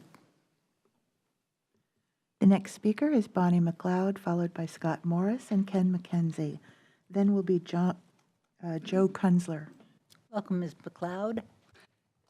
In spring 2019, the City of Kirkland announced a pilot program named Summer Sundays on Park Lane. It proved to be a total failure, and halfway through the summer, it was consolidated to just Park Lane West. Then in 2020, the city named it Evenings on Park Lane and framed the closure as helping businesses. For 2021, you continued the closure, allowing businesses to expand into the street due to COVID. At no time did you ask the retail businesses, can they expand into the street? When COVID restrictions were lifted and the restaurants went back to full capacity inside, their kitchens and their staff didn't allow for expansion into the street. That's where we are today. So now here in 2023, you insist on studying this further. You have all been provided documentation that reflects 100% of the businesses on Park Lane are against this closure. Yet when the question of how do the businesses and property owners feel comes up, no one speaks up and says they're against it. They're against closing to vehicular traffic. You hired a consultant and spent $75,000 to study this further. The business owners and property owners are allotted a grand total of 2.5 hours of the consultant's time. That hardly feels like you want to understand the position of the very people that are investing in Kirkland. I have asked that a letter from our land use attorney, who represents a group of property owners, be shared with you. Can you pass that out to the... Derek, you want to? It's quite clear the action of the action of closing the street would rise to a level of an unlawful taking. Please read this letter carefully, as he is clear that closing the street will have legal consequences for the city. I'm not sure why you all feel you know more about what is best for business on Park Lane. No one visited the business owners when this started to ask how things were going on the street. You completed construction in 2015, and since that year, you have not maintained anything on the street. The 4 years of pilot programs, you never looked back to say, how did it go? Has anyone asked Washington Federal how they're affected every night when the street is closed? Grubhub and Uber Eats jam their parking lot, their private parking lot, and there's no turnaround. It took one employee 15 minutes to get out of their own parking lot. Has anyone spoken to Waste Management? Garbage storage and collection has been a problem for over 30 years. There is not sufficient alley space for garbage today. Deliveries are vital to business. Large produce and restaurant supply deliveries are already a headache. Then add UPS and Amazon. These drivers cannot deliver without access. After Bothell Street closure in their downtown was used as an example and we were told how wonderful it was, we went and did our own research. They closed their street. They asked for their street to be closed because transit ran up and down. They don't consider the doorways on that closed street their front doors. Their fronts are on the backside where they have over 500 parking spaces. Please go look for yourself. It's quite a different situation than we have in Kirkland. Please respect the business community in McLeod. Kirkland and give them credit for knowing what's Ms. best for McLeod, their I'm businesses. sorry, your time is up. Thank you. Mayor, the next speaker is Scott Morris, followed by Ken McKenzie, Joe Kunzler, and Phil Allen. Welcome, Mr. Morris. Good evening, Madam Mayor, Deputy Mayor, members of the council. My name is Scott Morris. I am a resident of the Finn Hill neighborhood and also a participant in the PFEC process that you just discussed. I wanted to say, I think on behalf of all the PFEC members, that we really appreciate the effort that the staff put into informing us and providing a very good background for the many issues that are associated with that park ballot measure. It was really a lot of work, and we appreciated it. I certainly did. I thought it was a good presentation in the study session, but I do have one point that I would like to raise for the council's consideration, and that is that the 86,000 square foot Houghton option should be also one of the options for North Kirkland Community Center. The Houghton 86,000 option has a rec pool, a separate lap pool, and 2 basketball courts. The fact that there's a separate lap pool and a separate rec pool, I think, is very important. The water temperature of the two is different. They have different purposes. And the 74,000 square foot option for North Kirkland has a combined lap and rec pool, which I think is a very different type of feature. And for several of us, I think, on the PFEC, maybe many of us, I think there was a lot of confusion between the issue of location and the issue of the types of facilities that would be available at each location. And I think if you want good data from the community, you should have an apples-to-apples comparison. In other words, community members should be able to consider the same type of facility in North Kirkland as would be offered in Houghton. So that's just a suggestion that I hope will be taken up by the staff, and that OPSIS will be asked to provide some cost information on. Thank you very much. Thank you. The next speaker is Ken McKenzie, followed by Joe Kunzler and Phil Allen. Welcome, Mr. McKenzie. Thank you. What are the odds that my PowerPoint presentation can work here? No, there's no. Oh, I wish you had emailed that to me, Ken. No. That's how it works these days? Used to just be able to plug it in. Oh, dear. Okay. Hi. Madam Mayor, Deputy Mayor, and the council, thank you for giving me this time. And I have to second, it was a real honor to be on PFEC. And I think we accomplished a great deal. I also think there were a number of loose ends. And I'd like to support the idea that the Houghton location and the North Kirkland location need to have similar capabilities in order to judge. And in particular, the North Kirkland location needs a better facility design. It just seemed like the North Kirkland facility design was hobbled in some way. Sammamish has a wonderful facility that everybody should look at. 69,000 square feet, so it's quite a bit smaller than any of the Houghton locations, and also than the North Kirkland location, and yet it has a lap pool, a 6-lane lap pool, a recreation pool, and 3 basketball courts, as well as a whole bunch of exercise facilities and everything else you'd ever want in 69,000 square feet. And in 2016, it cost about $35 million to build. So it was a lot cheaper as well. That would provide the extra money that's needed for land moving and things like that at North Kirkland. When I started on PFEC, I was convinced that Houghton was the location to use. And through discussions with the people on PFEC, especially people from Finn Hill, you know how troublesome they are. they explained to me that getting from Finn Hill to Houghton Park and Ride at rush hour in order to drop off or pick up a kid is really, really hard. And I became convinced that a central location where transit is much better than it is at Houghton is ideal. So we really need that North Kirkland location explored and the right facilities there so that we're not looking at a hobbled facility against a really grand one and getting confused about location. Thank you. Thank you.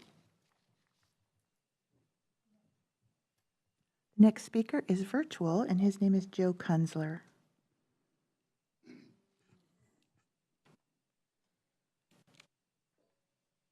Welcome, Hi, Mr. friends. Kunzler. And welcome, and thank you for having me. Joe Kunzler here. I'm going to be brief, as it seems there's a lot of good souls waiting to sortie this evening. A couple of thoughts. First, I understand that there's been some problems with some communication between the council and the county executive about a homeless shelter, and I want to register for the record my support for Councilmember Toby Nixon's concerns. I find it very concerning that the county executive would not be fully forthcoming. I know Jonathan Cho, CHOE, is documenting all of this, so I add my voice in support. Second thing is that last January, you had a troubled individual in Alex Zimmerman address you, and I've meant to reach out to you ever since then. When someone comes before you, generally, you're not supposed to let them continue after they announce their campaigning or that they're in a campaign. I just don't think that's a good practice, and I filed several Public Disclosure Commission complaints about Mr. Zimmerman and his conduct. And I also don't appreciate at all, in any shape, way, or form, the way he addresses you as a council. I happen to consider one of your council members a open government hero of mine, so I take it extremely personally. Though that's pretty much all my remarks. I want to make sure that everyone has time to talk tonight. Thank you for your public service. Thank you, Mr. Kunzler. The next speaker is Phil Allen. Welcome, Mr. Allen. Hi, am I audible? You are. Excellent. Hi, Mayor Sweet, Deputy Mayor Arnold, Kirkland City Council. Thank you for having me here tonight. Along with some other folks who are in the audience, I had the privilege of being on the PFEC. And I actually wanted to zoom into something particular in the PFEC that may have been in your detailed packets, but was certainly not spoken out in the report. There's been mention made of our tour to the Sammamish facility. And just like Mr. McKenzie brought up a few minutes ago, they have a really nice facility. It's about 69,000 square feet. They did relate to us, a number of us, a large enough number, I feel good about saying it, that they actually also rent some additional space. So they certainly don't have a great quantity more facility than they're currently using. I'm sure there's some spare capacity, not a huge amount. The population in Sammamish is about 66,000 people. Population in Kirkland, I'm sure all of you are aware, is about 91,000 people, is expected to grow to maybe as high as 140,000 over the next 20 to 25 years. So I am looking at kind of those current numbers and saying if there's 91, 92,000 now, to have an equivalent level of facility, it'd be something where 95, 96, 97,000 square feet. And to plan for a future, it would be something more like 140 or 150,000 total square feet. And this doesn't all have to be built at once. It doesn't all have to be built in one ballot measure. And I actually, in my own mind, in 20 years, an additional facility would be built to help shore up that amount. So that's all kind of factual math, dry stuff. But for my own recommendations, I would give up size on facility to get 2 different facilities in different locations, with this idea that it's easy for a person to vote for a pool aquatics facility wellness center near them, but to vote against the cost of an aquatics facility pool that's far away from them.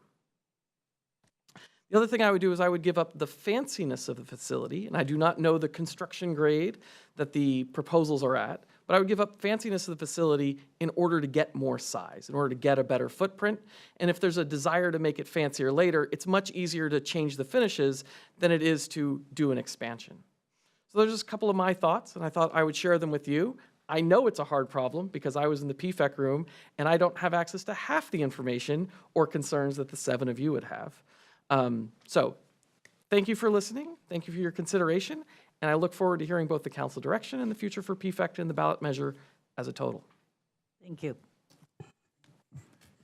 We have one additional sign up. Greg Young is the next speaker.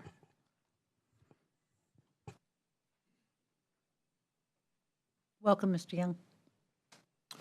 Thank you. Thank you, everybody, for the opportunity.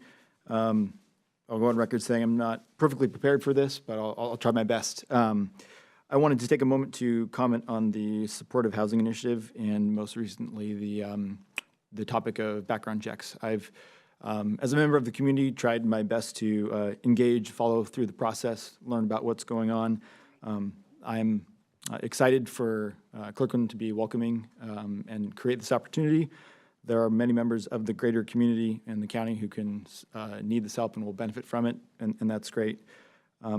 I do think that the opportunity that can be provided to those individuals needs to be put in consideration with the community safety, and I get concerned that sometimes that's being not the top priority.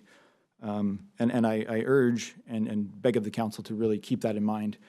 As I mentioned, I've been trying to follow and engage and learn. I know there's been many concerns shared around safety of the community. I do think there has been, and I will acknowledge some of that seems to have been heard, and there's been progress made. So I definitely want to acknowledge that. On the background check topic, the first I heard of that being a recommendation to not be included at all was just about 2 weeks ago. Maybe I missed something. I don't know, but that was the first time I'd heard of that. And since if it has been a clear mandate from King County as one of their top 2 priorities, it just seems a bit evasive that it would have come about this late in the game. If that was 2 weeks ago and there's a final vote on that tonight, it seems a bit misleading of the public to have this come through at the very end. Again, if that was made clear earlier and somehow I missed it, I guess my fault, but in talking with others in the community, they feel the same way. And background checks, I'm not an expert there, but I'm a Little League coach and a volunteer, and I go to the City of Kirkland's website, and I'm required to submit to a criminal background check to engage with the city that way. I believe it's Alliance 2020 is the provider. I believe the Washington State Patrol provides background checks. I don't know if the City of Kirkland has had issues or complaints about, but it's confusing why it would be so concerning that cannot be considered to be, as a point of information and consideration in this process. But for other places across the community, across Kirkland, it's a requirement. So it's just confusing. It feels misleading. And I would urge the council to have a thorough discussion and really think through that. There's many other concerns, but that's the top one for. I would appreciate your consideration on today. And I think the comment the gentleman made earlier about the safety of the residents is important to consider as well. So thank you for your time. Thank you. We have no other speakers signed up. Is there anyone else who would like to address the council during this items from the audience period? Seeing none, I will declare this items from the audience period closed. That takes us to item 8, our consent calendar. Before we have a motion, I'd like to ask Deputy Mayor Arnold to present the audit of accounts. Presentation. Oh, I'm sorry. I skipped item 7. Sorry about that. Item 7 is special presentations, the King County Crisis Care Center's levy. City Manager. Okay, thank you, Mayor. I couldn't get my mute off fast enough, so I appreciate coming back to that. So we have a special presentation for the council tonight. King County has placed Proposition 1, the Crisis Care Center levy, on the April 25th ballot. Kelly Ryder, the Government Relations Manager from King County Department of Community and Human Services, is going to make a presentation and answer any questions. And then following that, Diana Hart, who's our Government Relations Manager for Kirkland, is going to ask if the council is interested in a resolution of support at a following council meeting. Thank you. Welcome, Kelly. Thank you, Madam Mayor, Deputy Mayor, members of the council. It's nice to be with you all this evening, and I'm happy to be presenting on the Crisis Care Center's levy that will be before the voters in April. I just want to make a quick clarification that I am here in my official county capacity, and so I am happy to present here on an educational fact basis the information that will be before the voters, and nothing that I will be saying will be trying to support one position or the other. As a context for the presentation, I also want to clarify when we talk about behavioral health, In this levy, broadly in our region, in our state, in our country, behavioral health really means both mental health and substance use disorder healthcare. And so sometimes we get some questions about whether behavioral health is just mental health. It is meant to be that comprehensive care that we know many of our folks in the community need.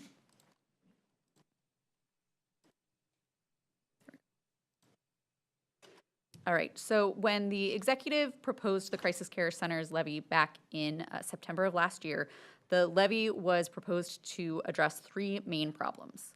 One is that many of us take for granted that in the physical health care sphere, we can at any time call 911, get an ambulance, go to an urgent care or an emergency room at any time that we might break a bone, our child needs stitches, we fall and we need help from a doctor. We do not have this for behavioral health care. There is no urgent care that anyone can just walk into at any time right now, anywhere in King County. The second main problem that the Crisis Care Centers levy is intended to address is that our mental health residential capacity specifically has been drastically reduced over the last 5 years. We have lost 1/3 of our beds. And we know that especially as our population grows, as our behavioral health needs as a region grow, that we need to be able to restore this capacity. And the last issue that this is intended to address is that in order for any of this to work, it will take people to treat people. And so addressing the unsustainability of our workforce, both in the fact that it does not represent currently the diverse population that needs behavioral health care in our region, but also the fact that we have too many vacancies right now in our behavioral health workforce needs to be addressed in order for us to be successful. And so we set out to look at what in the behavioral health crisis system the Crisis Care Center levy could address. When we think about a crisis system, both the federal government, state government, and now your regional government at King County have incorporated this three-pillar model. First, that you need someone to talk to. You need someone like the 911 system, and in Washington State, we have now incorporated the 988 system, as well as what we have traditionally had in the regional crisis line, where you do have someone to call if you need behavioral health emergency care. The second pillar then is someone to respond. And so in many places in King County right now, you can call the regional crisis line and the mobile crisis team is able to respond. We certainly need more capacity there. And I think the RACER model here is also intended to be very responsive to this idea of someone needing to respond. We need more folks to respond. But perhaps more important for this levy is that even when we do have someone responding, there's no place for that individual to go when they need care. And so the Crisis Care Center sets out to be that someplace to go. And you all in Kirkland are very familiar with this idea given the announcement about the Connection site a few weeks ago. So the Crisis Center levy would then set out to create three specific investment areas. One, to create 5 new regional crisis care centers across King County. 2, to preserve and restore the dramatic loss of residential treatment beds. You'll see here that in 2018, there were 355 beds, and by last year, there were only 244 of those beds available. And lastly, growing the behavioral health workforce in a way that represents the needs of our growing behavioral health client base.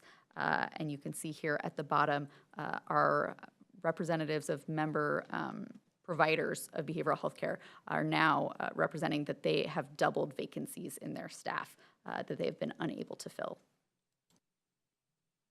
So we'll start off with just a little bit of detail about each of these 3 components of the Crisis Care Centers levy. The first being the paramount purpose, which is to build a network of 5 crisis care centers.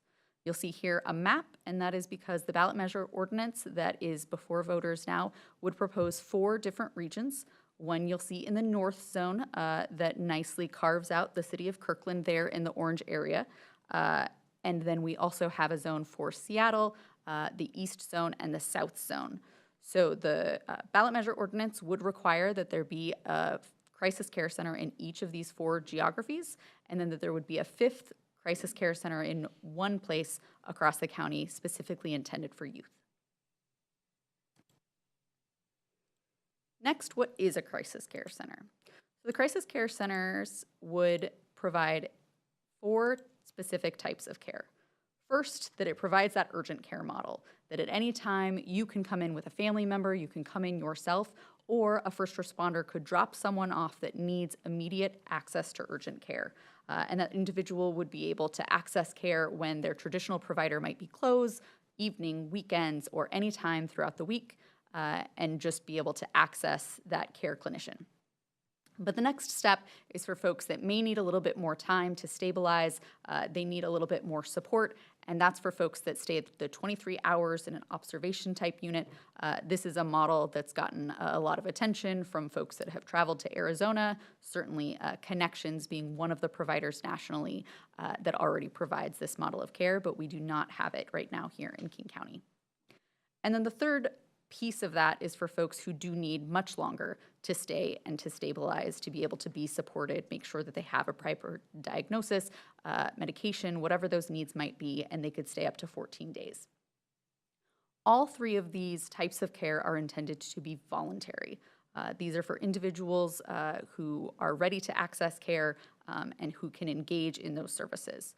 We do know that at times folks need involuntary treatment, and for those folks, we will also be citing our designated crisis responders who have the state responsibility to evaluate folks for involuntary care right there at the Crisis Care Center. Another benefit of citing our DCRs at the site is that right now, all of those DCRs that the county employs are cited in the county offices in Seattle. That means that if someone were to call from Kirkland, from Enumclaw, from SeaTac, they have to drive out from their Seattle office, drive back to their Seattle office, and you can imagine how that stacks up in order to be responsive. By being able to site our DCRs across the county in these 5 crisis care centers, we're going to be able to cut down on travel time and be more responsive to the needs of each of our geographies across the region. You'll see here on the right some of the principles, certainly making sure that there is no wrong door, making sure that those with lived experience are incorporated into the staffing model.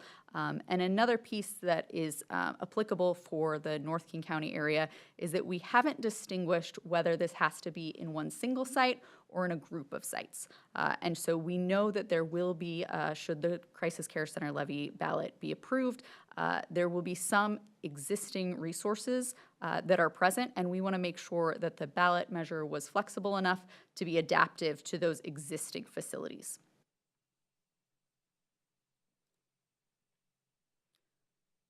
Second piece for folks to be aware of is that we do not, as a county, intend that these crisis care centers would be owned or operated by the county.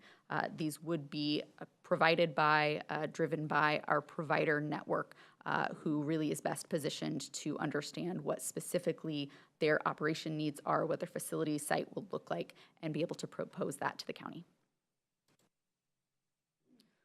So next I'll go to that second purpose, or what we call our supporting purpose 1, and that is to restore the mental health residential capacity. As I noted, we've gone from 355 residential beds to 244 beds, and the levy would allow us to build back those 111 beds, as well as make sure that we don't lose additional beds. You'll see here this note at the bottom. There are federal restrictions on how many beds can be at each site. And so in order to leverage Medicaid funding for these operations, we would plan to site those facilities accordingly.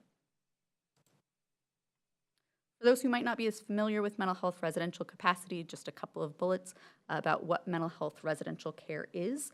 And that is both the treatment, but also for these folks who may be leaving more institutionalized care, a hospital, really being able to give them support to practice their basic life skills, to be able to really build community so that they are prepared to go live independently in their own home.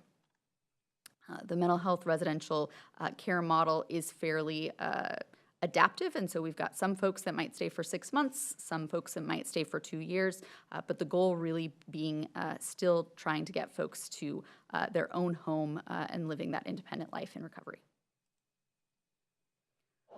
So finally, that supporting purpose 2, to invest in the workforce. As I mentioned, our vacancies have doubled, and we know that our behavioral health care really is dependent on those folks who can provide appropriate and quality care. And so the behavioral health levy would fund investments in both recruitment and retention.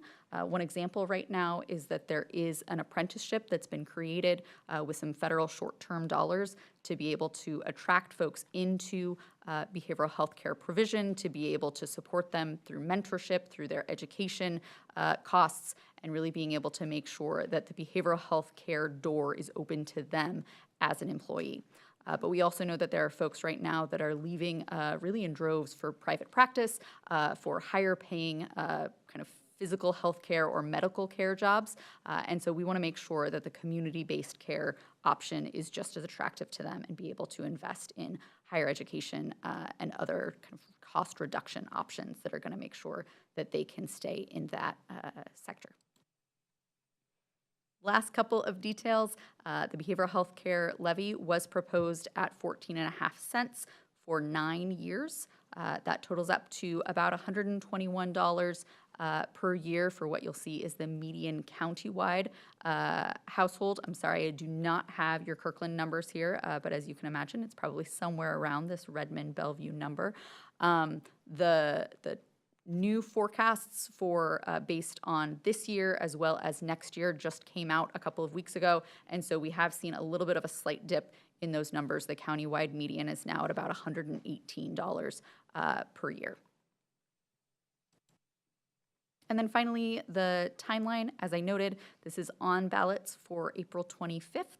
And dependent on whether the voters approve that, then the county would go into an implementation planning process to be able to propose an implementation plan with full funding model at the end of this year for both the Regional Policy Committee as well as the full council to consider in 2024.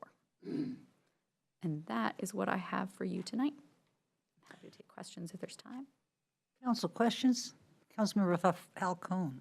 Thank you, Madam Mayor. Well, thank you so much, Kelly, for being here with us tonight. I'm really happy to hear that, well, first, it was very informative. I'm happy to hear that youth are being considered for one of the facilities here and being mandated that one of them will be if the ballot measure passes. So that 20% of the facilities that are going to be built for youth, the 1 and the 5, is that based on data of, you know, the need that's out there, that of the total need, about 20% of it is youth? Is my first question. And then my second question is, can you define what we mean by youth? I'm wondering if that covers children as well, or if that would be a separate need there for children. Thank you. Absolutely.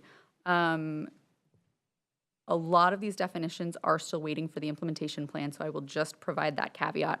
I will say that the intention behind the split is really in the responses that we've heard from behavioral health providers and those really focused on serving youth, that they believed that a lot of youth are going to be best served in their home environments, surrounded by their network, whatever that looks like. And so what we've heard is just that there is a more limited population of youth that would need this type of care model. We also recognize as the county that we are not going to be able to fund all needs. And so we continue to work with the state legislature, as I know your city does, to be able to support our broader behavioral health care needs, where we're also talking about youth facility needs. So certainly more to go, but given the scale and the kind of distinct needs and setting opportunities, that's how we came to the balance of that.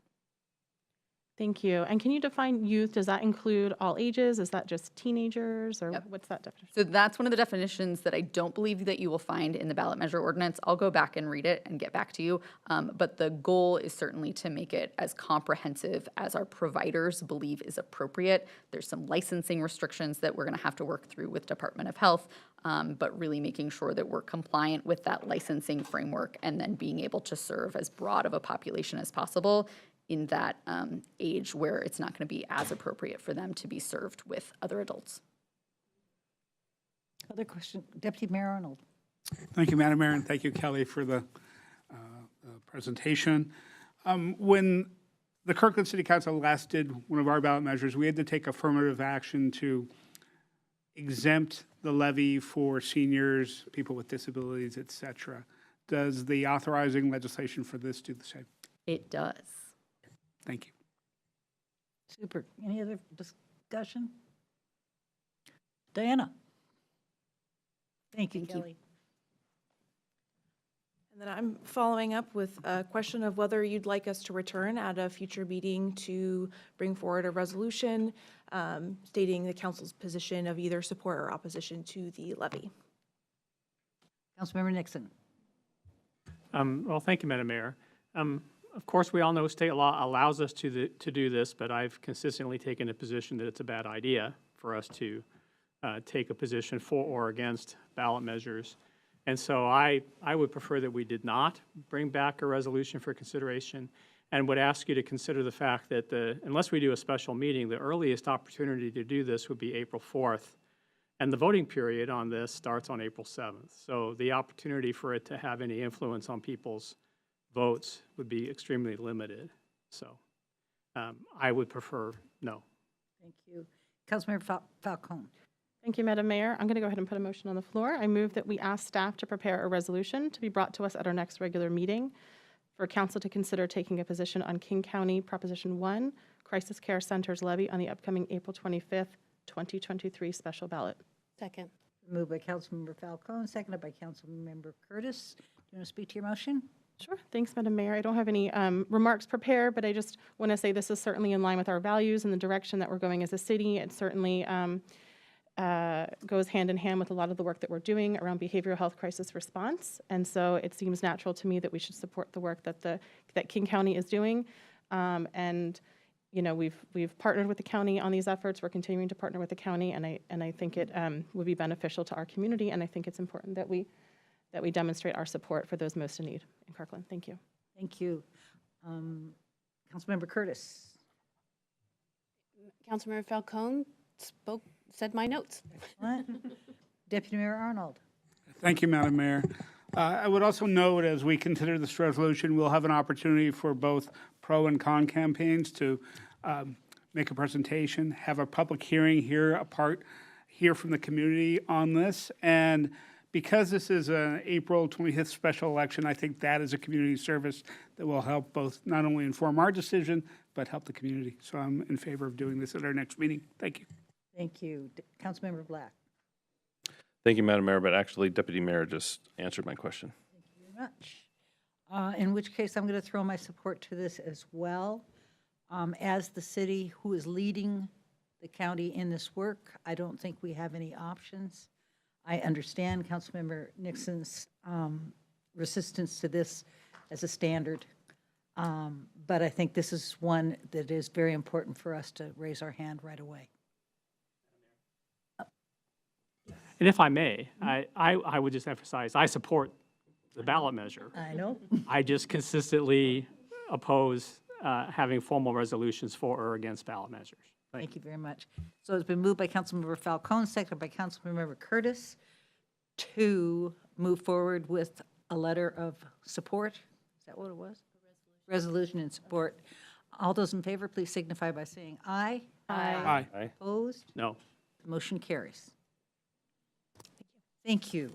Okay, that takes us then to our consent calendar. Before we have a motion, I'd like to ask Deputy Mayor Arnold to present the audit of accounts. Thank you, Madam Mayor. We had payroll in the amount of $4,732,289.73 and bills in the amount of $4,430,935.01.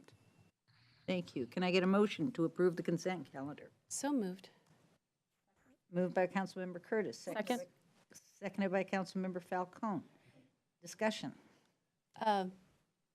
Sorry, Madam Mayor, I was distracted and I wasn't prepared. I would like to make a motion to pull the DIB work plan off the consent calendar. There's a lot of very interesting things in the DEI work plan, and I would like it to come to council for a presentation and a discussion. Second. Okay. Question? So I just want to be clear. You're not talking about pulling it. You're talking about postponing it to a future meeting when there can be a presentation. Okay? Thank you. Okay, it's been moved by Councilmember Curtis, seconded by Councilmember Falcone to pull the... Postpone, thank you. The DEIB work plan update until a future meeting. All those in favor, please signify by saying aye. Aye. Aye. Opposed? Motion carries. Councilmember Nixon. Thank you, Madam Mayor. I would like to pull item 8H2, the RE+ resolution, for consideration during our business agenda. Thank you. That will make it item D. Item E. Thank you. Thank you. Okay, the question is on the motion to approve the amended consent calendar. Moved by Councilmember Curtis, second by Councilmember Falcone. All those in favor, please signify by saying aye. Aye. Opposed? Consent calendar is approved. Takes us to our business calendar. The first item on our business calendar is permanent supportive housing agreement with King County.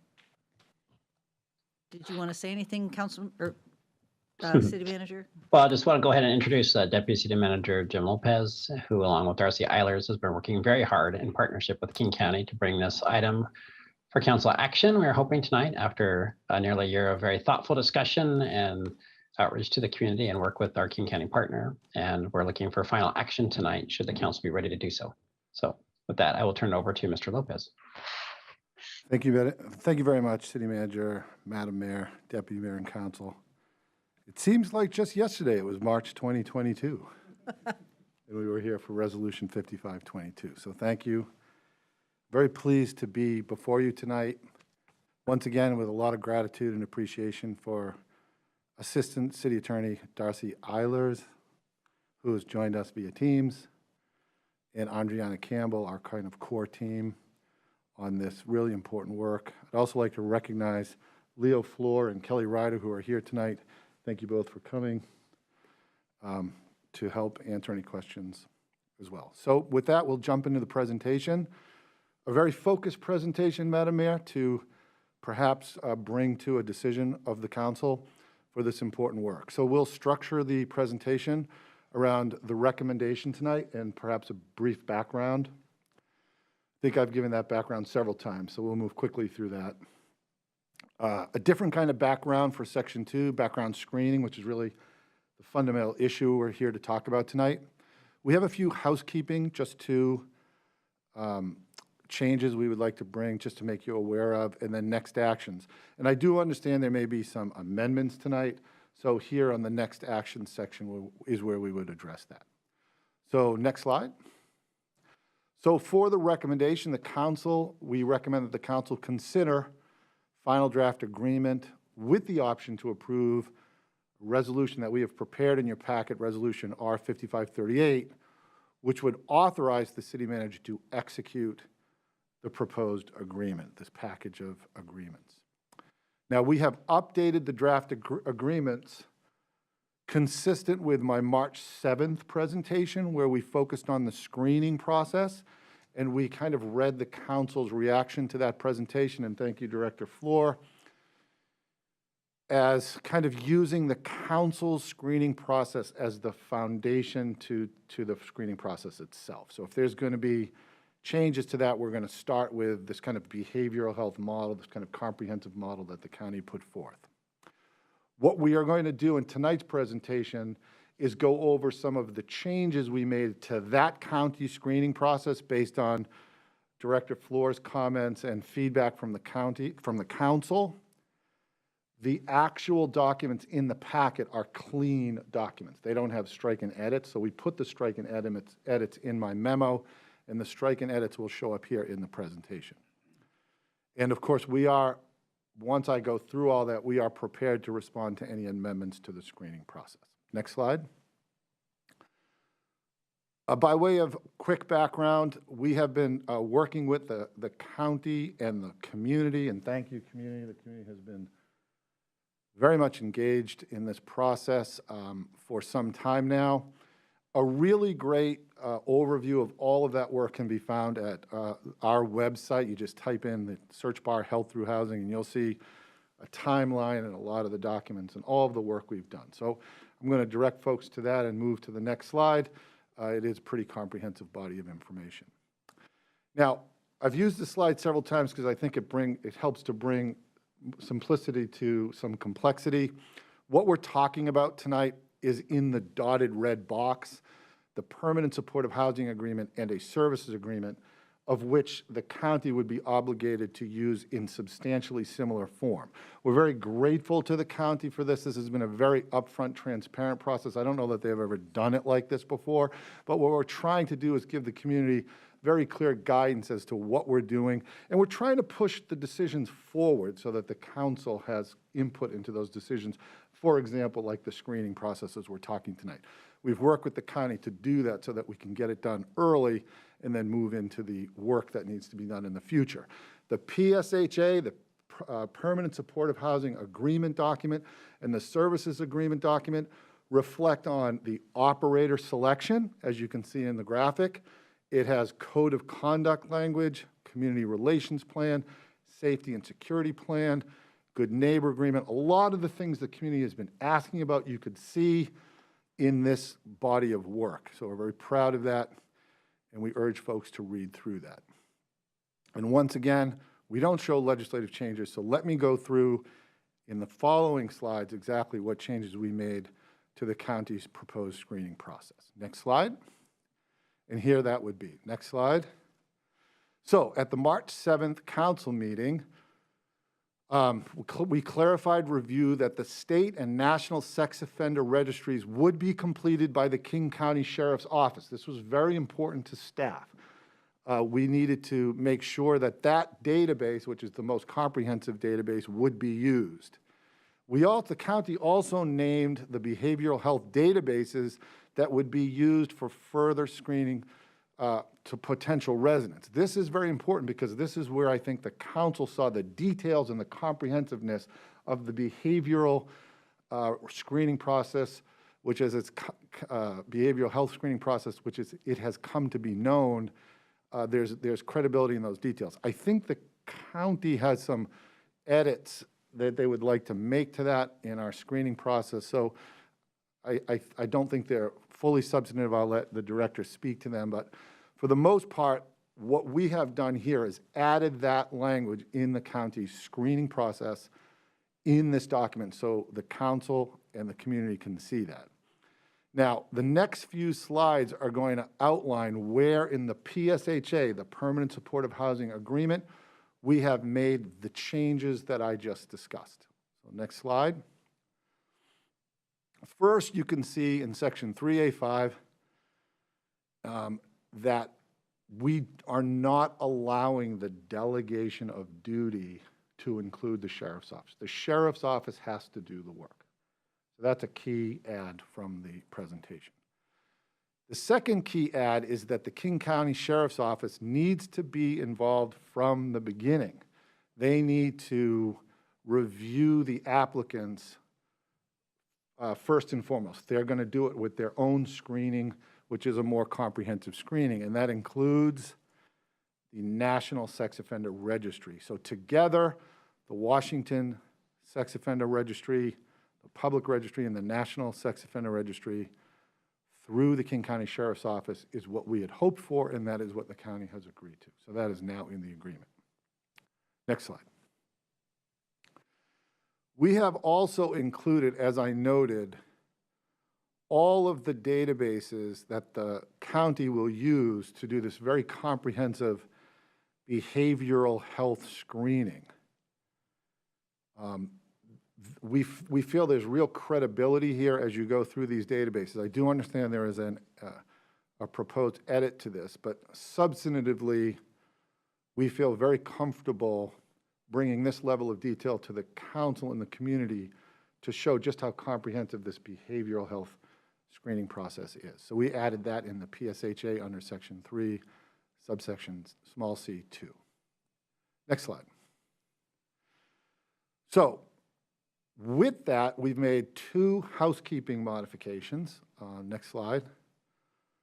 One is in section 4 of the PSHA. Councilmember Curtis had asked about performance measures, and we have had a lot of questions about performance measures from the community.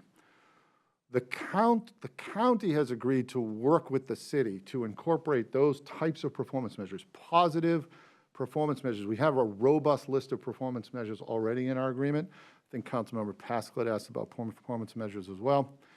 We're going to work with the county so that we can use our partnership so they can use their consultant to get this data to all their permanent supportive housing facilities. That's part of the reason why they want to work together, so they can aggregate it and do it for everybody at one time. But we're also going to think creatively about ways that we can communicate success of the program. That's one of the things we have agreed to do together so that we can communicate to the community whether it's working or not and how. Additionally, the county has asked us, and this truly I believe is housekeeping, that the eligibility is for single adults with disabilities, replacing the old language in their document. So those are the two housekeeping items. Now, I've moved kind of expeditiously through that because we did go through that last presentation on the 7th, and that brings us to next actions. I'd like to stop here, Madam Mayor, and just ask Director Fleur to come up briefly, because I know the council has asked about the county's position, particularly on the screening process, and I would want to make sure the director can articulate that for you tonight, being responsive to the council. And then with that, we would be prepared to entertain any amendments, should there be amendments. With respect to the amendments, we're prepared to go in any order that you would like, Madam Mayor, but because there potentially are a few of them, it might be helpful to separate the screening process amendments with the non-screening process amendments, just for simplicity, although we're prepared to do it in any way that you would like. We have. So following Director Fleur's presentation, though, then we would simply go to the screening. You could go directly to the amendments. And I think, Director Fleur, just a comment on the county's perspective, continuing perspective on background screening. Welcome, Director Fleur.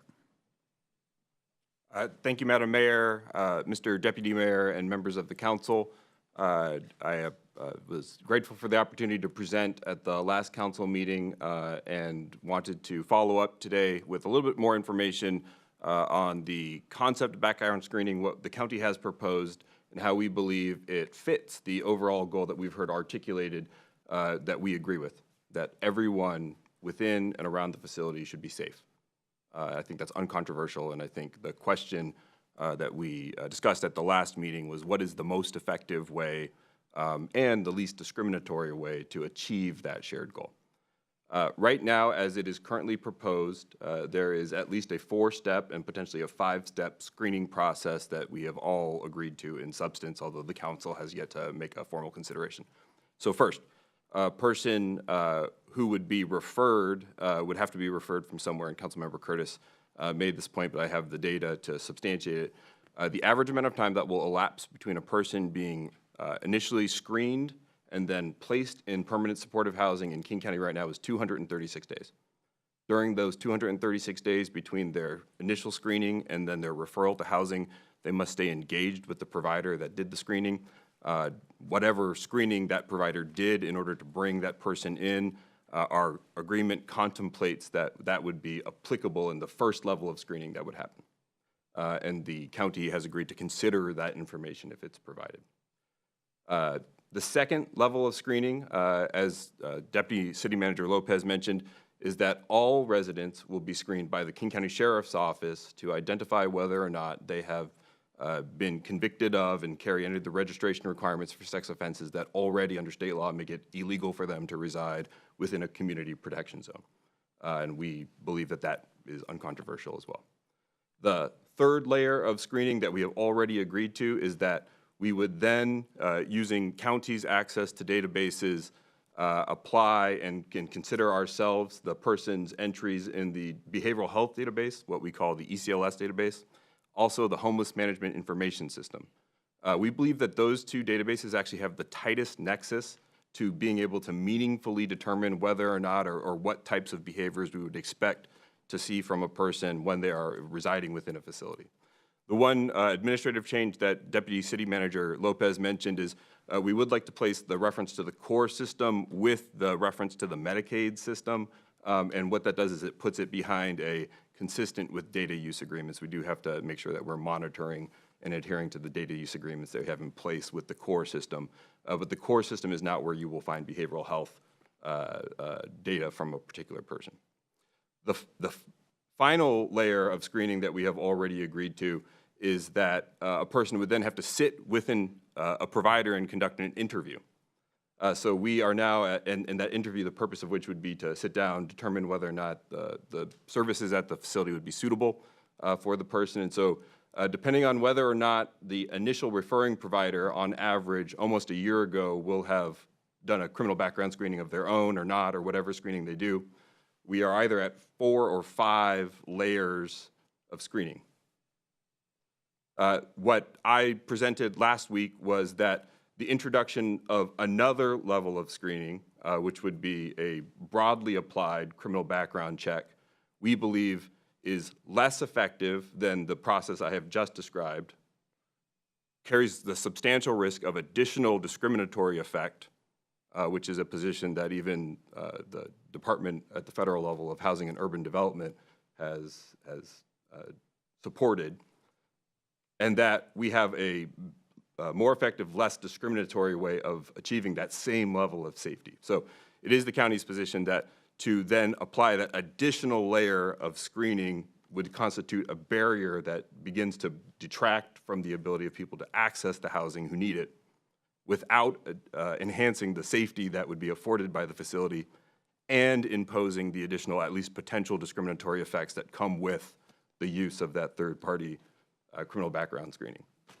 What I do want to convey as we've continued to talk to city staff over the course of the last 2 weeks is we can identify that there may be some particular situations that are tightly tailored to the specific concerns that we've talked about with respect to establishing safety where a criminal background check could be appropriate. And so as the council is considering some of those amendments tonight, I do want to say that if we're able to identify tightly tailored nexuses, whatever the plural of nexus is, to situations that might specifically involve persons with a sexual offense registration requirement that are not otherwise prohibited, or perhaps where we have a risk of violence or something that is a very specific type of crime, that we would consider supporting the use of background checks in very narrowly tailored instances like that, in addition to the other steps in the process that I had mentioned.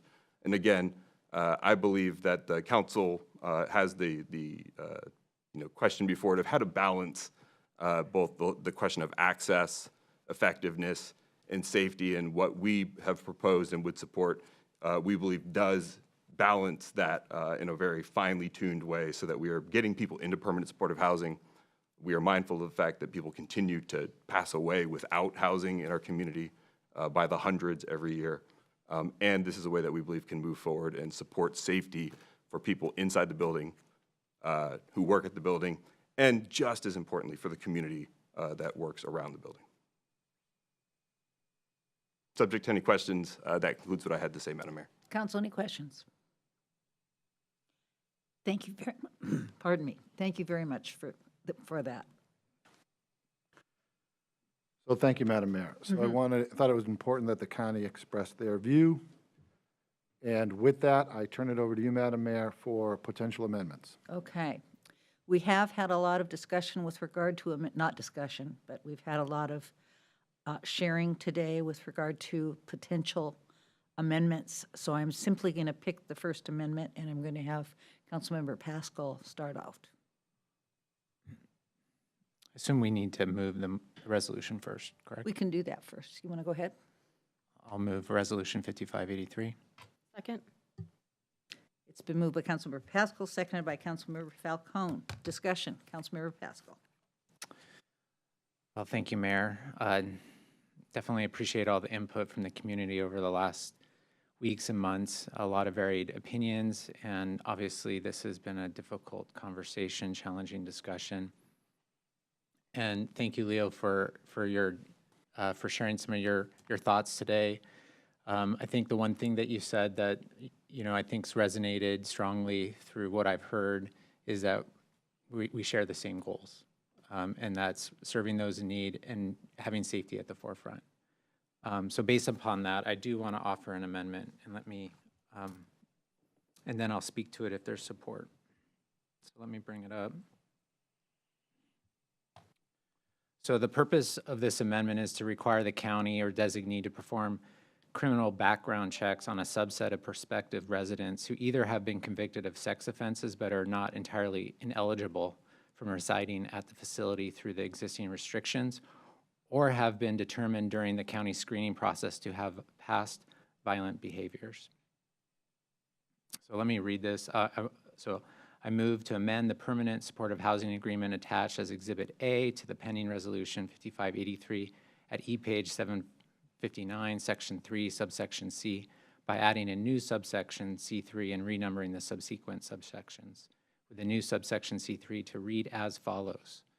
The county will, after obtaining a signed written authorization to obtain criminal conviction records, conduct a criminal history background check on any prospective resident aged 18 and older when either, 1, the prospective resident appears on the registry but is not determined ineligible under subsection 3B2I, or 2, the county determines at any point in the suitability screening process that the prospective resident's conduct or history clearly demonstrates violent behavior. The resulting criminal history information will be considered as part of the review performed pursuant to subsection 3C2, and consideration and use of the information will be implemented in a manner consistent with the Federal Fair Housing Act. The county need not perform a separate criminal history background check if a referring organization provides the county with an equivalent background check of the prospective resident performed within the last 6 months. I'll second that. Been moved by Councilmember Pascal, seconded by Deputy Mayor Arnold. Discussion. Councilmember Pascal. So I'll kind of briefly just talk to this amendment since I prepared it. I want to be clear that I support background checks as another data point to consider, but recognize the county doesn't. And I'm also frankly concerned that there isn't majority support on this council for background checks. So therefore, I prepared this amendment with those two realities in mind, as I believe some background checks are better than none.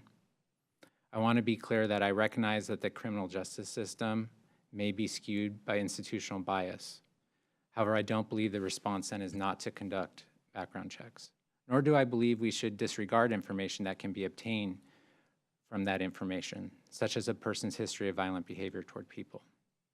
Requiring a background check really comes down to a risk assessment in my mind. I don't want to exclude, but want to ensure the safety of the surrounding community and other residents.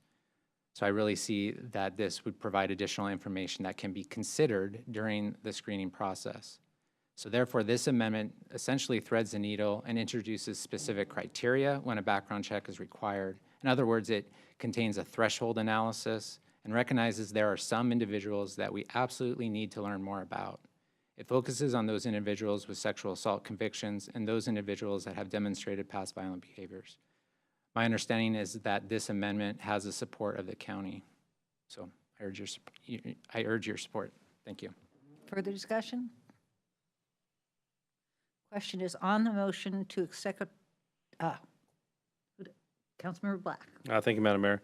I do have a question for the staff, if you will, and I'm sorry to put you on the spot, and Councilmember Pascal did just say this, but I want to make sure that it's not the council saying this, that we understand what we heard from Director Floor, and that it's true that that this is the narrow circumstance in which the county would be willing to do a background check. And I'll just add a little color commentary. You know, we're not in a pure legislative role. We are in the role of negotiating a contract with the county. And so I think it is incumbent upon us to understand sort of what the meaning of modifications to the agreement might mean with respect to reaching an agreement with the county. Thanks. Thank you, Madam Mayor. Thank you, Councilmember. The county would support this amendment. Thank you. Councilmember Falcone. Thank you, Madam Mayor. Well, I first want to thank Councilmember Pascal for bringing forth this motion. Thank you to King County for collaborating on this and sharing your input on it. I really appreciate and respect how collaboratively we work together as a council.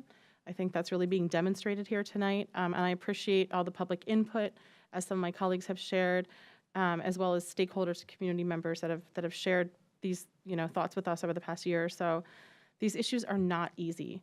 And in my perspective, I believe we each have good intent, even when we disagree. We all want to keep our loved ones and our neighbors safe. I've shared before that I don't support a general blanket national background check as part of this process, and I really appreciate the nuances here and the specific situations that Councilmember Pascal is proposing, that we would agree to have criminal background checks for potential residents. I want to say that as a mom of 3 young kids, I care deeply about the safety of children and the rest of our community. I also care deeply that our community members are treated fairly, regardless of gender, race, age, disability status, or other demographic characteristics. And if we were to do a blanket one, which it sounds like we are not, considering that on this motion, we wouldn't be treating people fairly if we require that some of our residents and not others undergo a criminal background check before moving into potential new housing. For example, there's an in-home childcare facility very close to my home. And the folks who sold us our home did not require us to undergo a criminal background check before we moved in. I don't see how this should be any different for folks seeking to live in this home.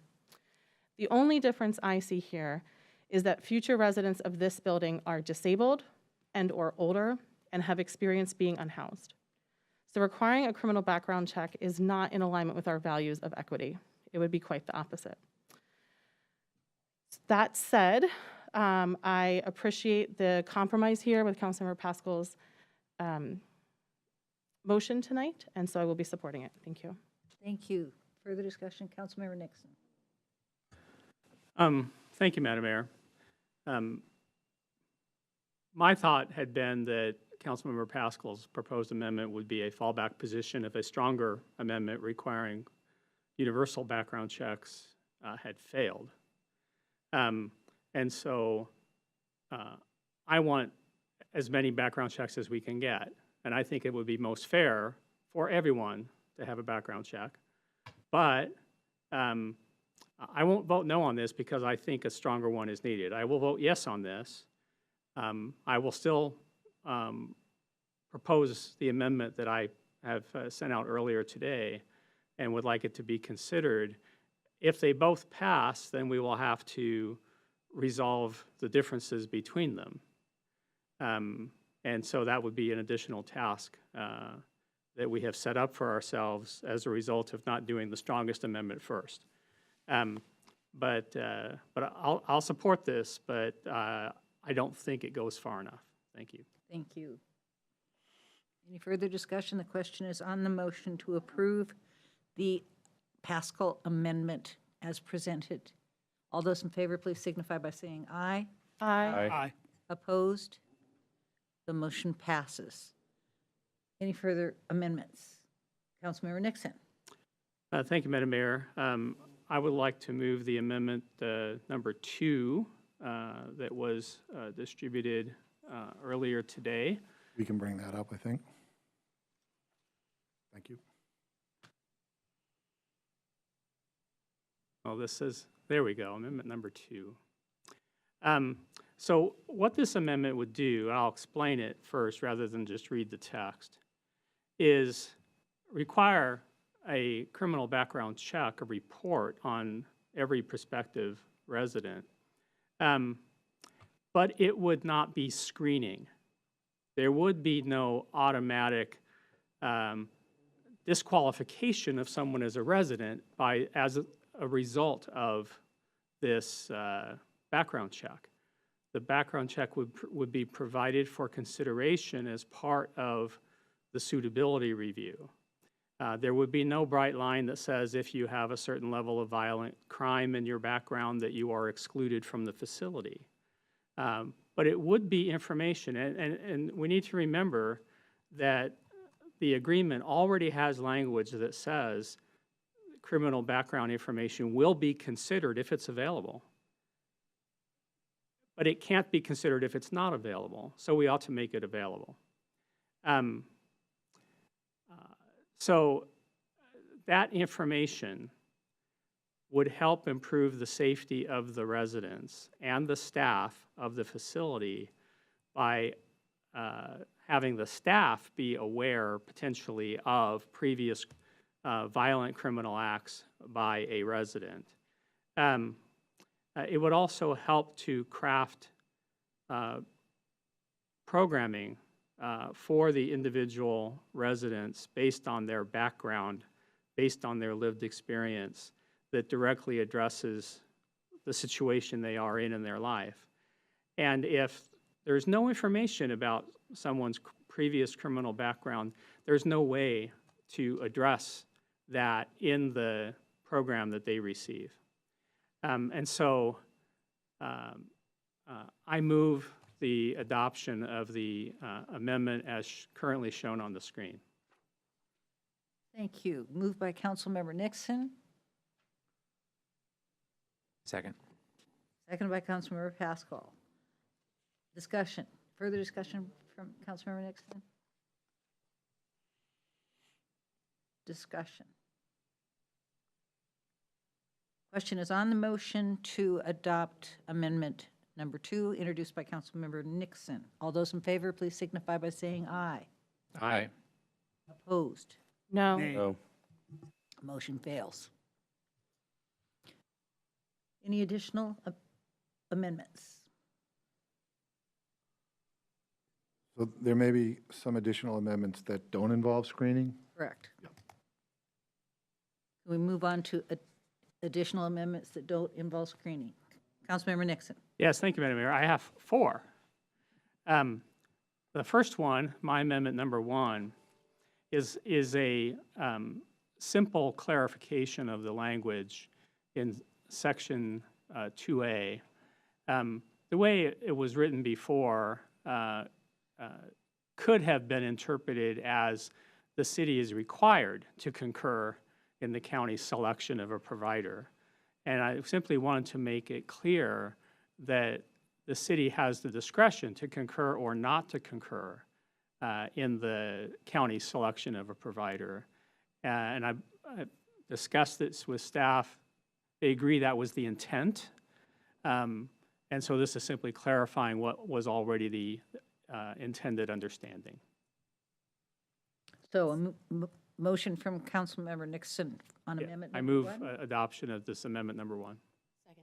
It's been moved by Councilmember Nixon, second by Councilmember Curtis, to adopt amendment number 1 introduced by Councilmember Nixon. Further discussion. All those in favor, please signify by saying aye. Aye. Aye. Opposed? The motion carries. Councilmember Nixon. So next for consideration is my amendment 3.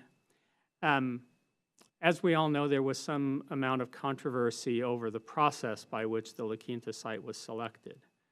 And in fact, some people in the community believe that it was kept from the public longer than the Health Through Housing Implementation Plan really allowed it to be kept.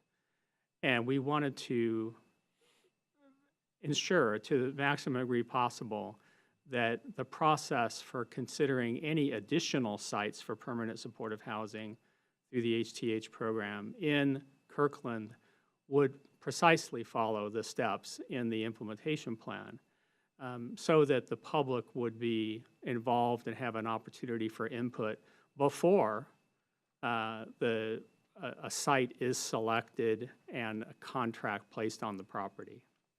And so that's what this amendment would do, and I move adoption of amendment number 3. Second. It's been moved by Councilmember Nixon, seconded by Councilmember Pascal to adopt amendment number 3. All those in favor, or any further discussion? Councilmember Black. Thank you, Madam Mayor. Quick question for the staff. As I read this amendment, this does not require anything of the county other than to comply with their implementation plan. Is that true? That is how we read it. Okay, thank you. Thank you. Councilmember Arnold, or Deputy Mayor Arnold. Thank you, Madam Mayor. I'm going to be voting against this amendment. It's not our role as the Kirkland City Council to ensure that the county is following their own policies. Although, if we're running our own policy and we're running our own process, it may be different. Secondly, this amendment talks about future agreements, and I think any future agreement we should consider separately and leave this agreement to the current facility. And so we'll be voting against this. Thank you. Councilmember Pascal. I'll be supporting this amendment, basically because from what I understand, it's basically a lessons learned from the process here, and I think this would be just more open and transparent moving forward and clear on the direction that we seek. Thank you. Thank you. Any further discussion? Councilmember Nixon. Thank you, Madam Mayor. Just to briefly respond to the Deputy Mayor's comment about this is a future-looking thing. The fact is the whole section is future-looking to future alternatives or future sites for permanent supportive housing in Kirkland. And so if we wanted to keep this agreement focused only on the La Quinta, we would delete this section entirely. Thank you. Thank you. Councilmember Black. Thank you, Madam Mayor. This amendment's been moved and seconded, correct? Yes. Okay. I would like to move for an amendment to the amendment. Of course you would. I know. I would like to, it's actually, I think, cleanup, honestly. But the comments made by Deputy Mayor did start making me think about how things do change in the future. And I would suggest, I think there's actually, by the way, a whole much simpler way to say this without the extra commentary. But without addressing that, I think we can still strike with step 7 and replace it with public input consistent with the property siting process stated with the implementation plan. The goal being here to, consistent with my question to staff, that we're simply stating that the county is going to be complying with its own implementation plan. We don't know what step 7 will be a year from now or 2 years from now. So I would move to strike that and replace it with the. Second. Moved by Councilmember Black, seconded by Councilmember Falcone to strike with step 7 and insert the language. Madam Mayor, we have for, yeah. I see that. It's driving, it's wonderful. So any further discussion on that?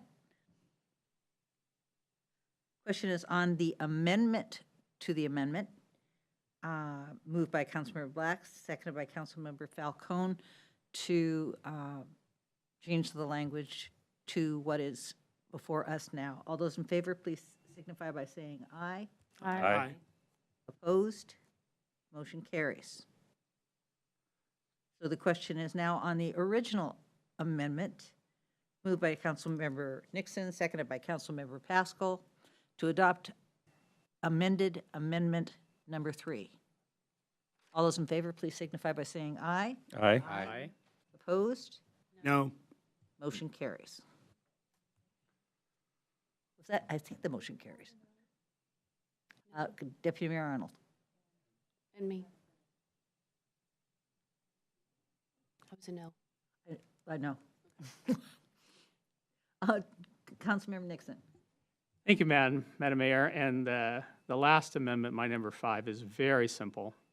I've actually seen this issue in other county documents, that the King County Auditor is not the repository of records in the King County government. It's the King County Recorder's Office. The auditor in King County's structure actually just performs audits. And so this is a simple editorial change to correct where an executed copy of the agreement would be recorded. So I move adoption of amendment number 5. Second. Moved by Councilmember Nixon, seconded by Councilmember Falcone to adopt amendment number 5. Discussion? Seeing none. Question is on the motion. All those in favor, please signify by saying aye. Aye. Aye. Opposed? The motion carries.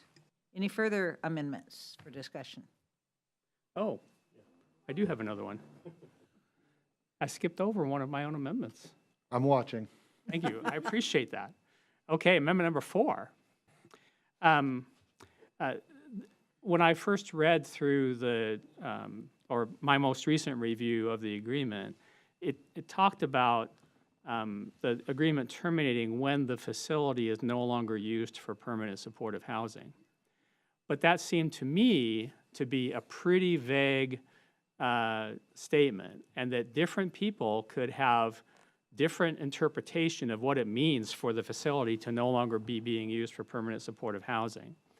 And so I proposed initially to add the words that the county declares in writing provided to the city that the facility will no longer be used for PSH as the triggering event. That it's not simply that somebody observes that it's not being used, like if it was vacant because of a fire or an earthquake or something like that, but it actually requires a written declaration from the county. And then my understanding is that Councilmember Black separately wanted to amplify on that and add that the effective date of that termination will be the date declared by the county. So what you have in this slide is the combination of those two different ideas. So rather than have an amendment and then an amendment to the amendment, we just propose the whole thing to you on the slide. So I move this amendment number 4. Second. Moved by Councilmember Nixon, seconded by Councilmember Black. Any further discussion? All those in favor, please signify by saying aye. Aye. Opposed? Motion carries. Thank you. Thank you. Any further amendments? Councilman Curtis.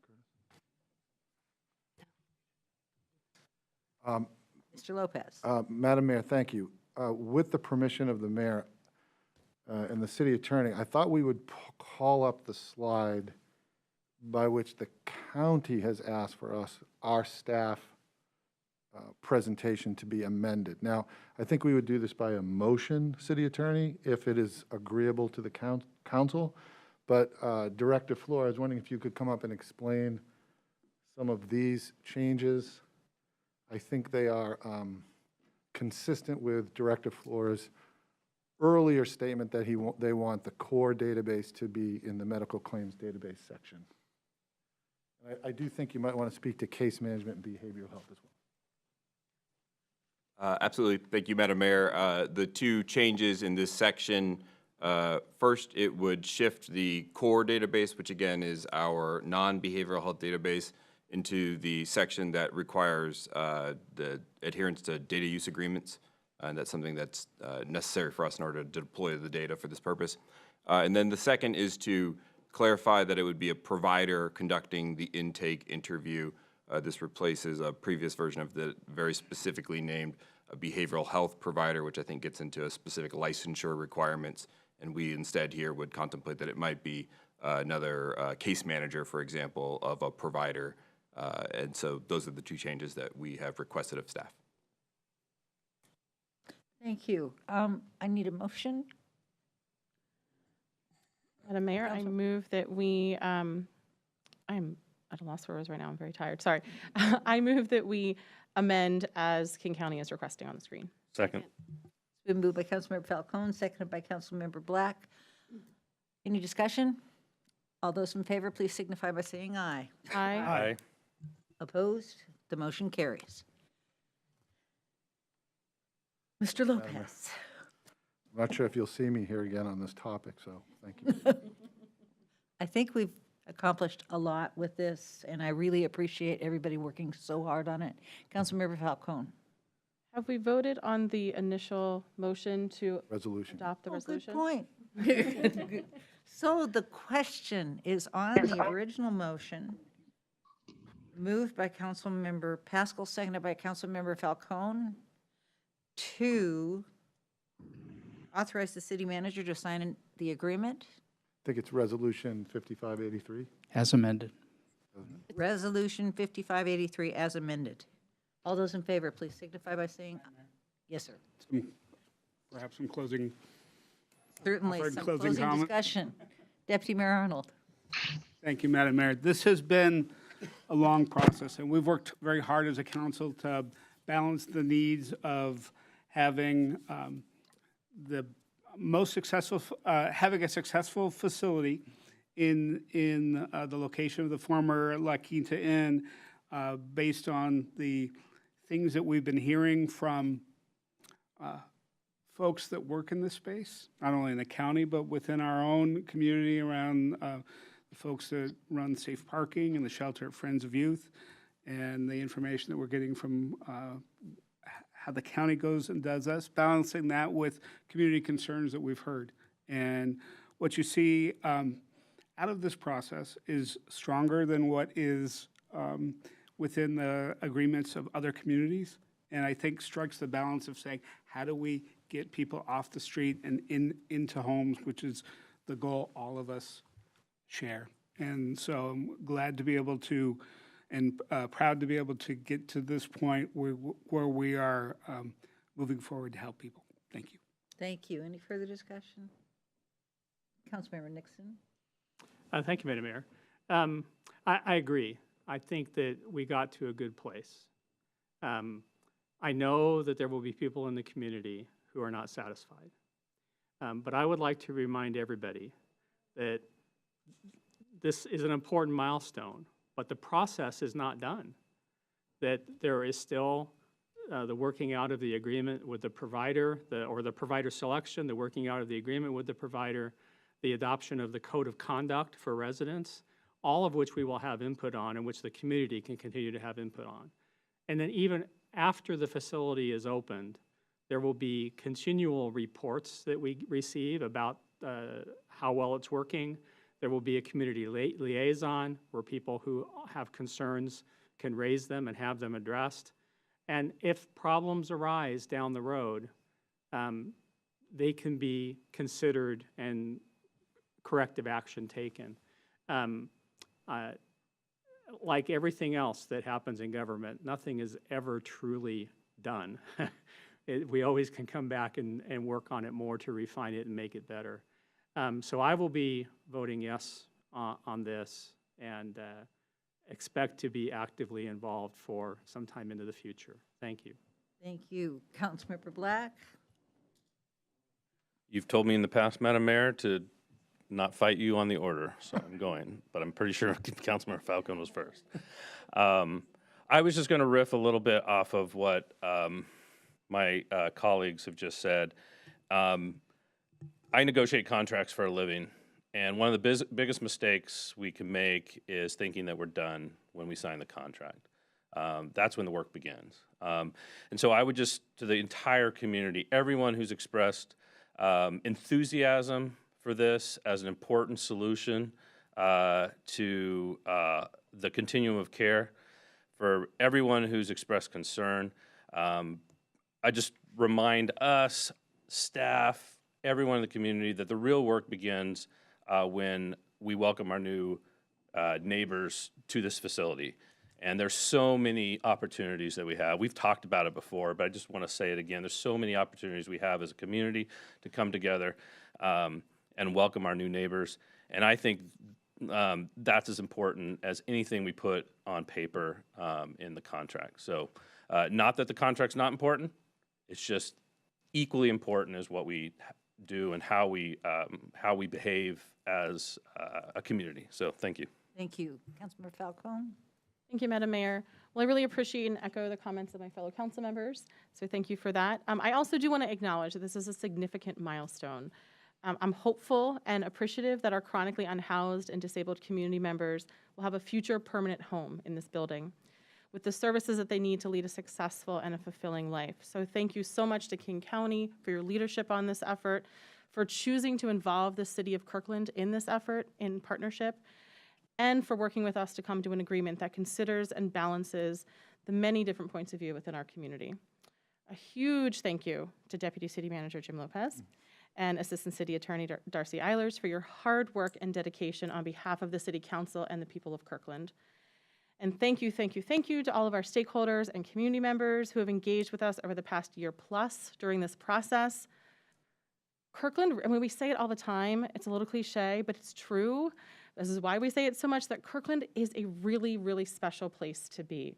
And this facility will make us an even better and more inclusive city. And I'm really looking forward to welcoming the new residents, our neighbors, in this building. Thank you. Thank you. Councilmember Curtis. I was reluctant to speak because I feel like I've said my thank yous many times. But I will again extend my heartfelt gratitude for everyone that's been involved with this. Deputy Mayor Darcy, Mr. Flores, Kelly Ryder, the community, Eastside Prep everybody that's been involved. And as everyone has said already, this has been a challenging process. We will continue to keep an eye on it and move forward. And I'm really looking forward to housing our new neighbors. Councilmember Curtis, point of order. You said deputy mayor. We love the deputy mayor. And we think he's great and we appreciate his role, but I think you meant deputy city manager.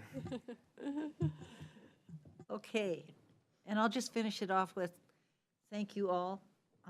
I'm really proud of this council for doing this. I'm really proud of the county for working so hard to get us someplace where we could actually go. And now can we please go there?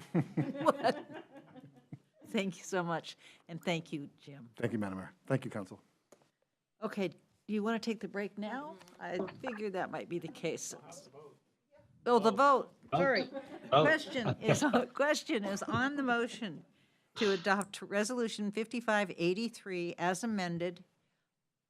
All those in favor, please signify by saying aye. Aye. Opposed? The motion carries unanimously. Thank you very much. Okay, we will now take a 15-minute break.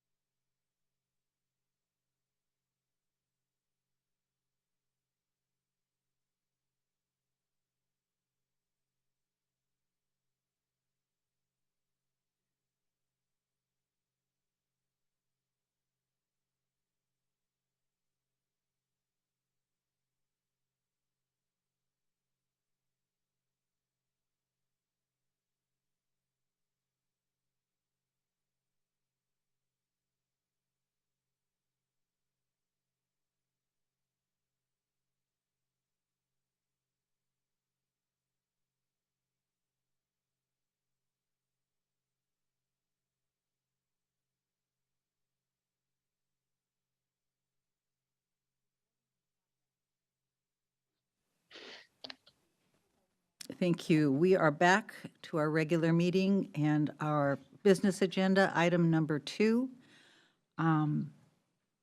which is our budget adjustments for the 2022 carryovers. That's right. George, be kind to us with a brief report tonight. Will do. Go ahead, City Manager. Okay, thank you. Well, so George Dugdale, our financial planning manager, is going to make this presentation. These are budget items that did not get completed last year that need to be carried over to this year's budget. So take it away, George. Okay, thank you, City Manager. So good evening, Mayor, Council. We have 9 slides for you this evening to run quickly through the carryovers and some additional FTE authority for the Kirkland Fire Department. While I have the cover of the 23-24 budget on this slide, I do want to quickly let Council know that we've posted the final 23-24 budget book to the city's website. So the schedule for budget adjustments during this biennium, so March is in the first year, is traditionally our first opportunity to do budget adjustments. They're primarily carryovers, as the city manager said, which are unspent items from 21-22.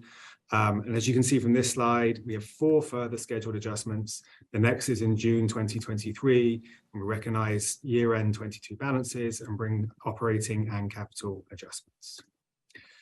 Just quick background on the carryovers themselves. As I briefly mentioned, they primarily bring forward appropriation from 21-22 that will be unspent and spent in 23-24, normally in 23. And the process is designed to be for discrete projects, contracts, and invoices that are continuing into 2023, rather than carrying forward general unspent appropriations. In this adjustment set, we are also recommending the addition of 11 FTE positions in the Kirkland Fire Department that I will discuss in a later slide. And as you can see, the total appropriation change in this adjustment set is just over 7 million, which is a little under 1% of the total city biennial budget.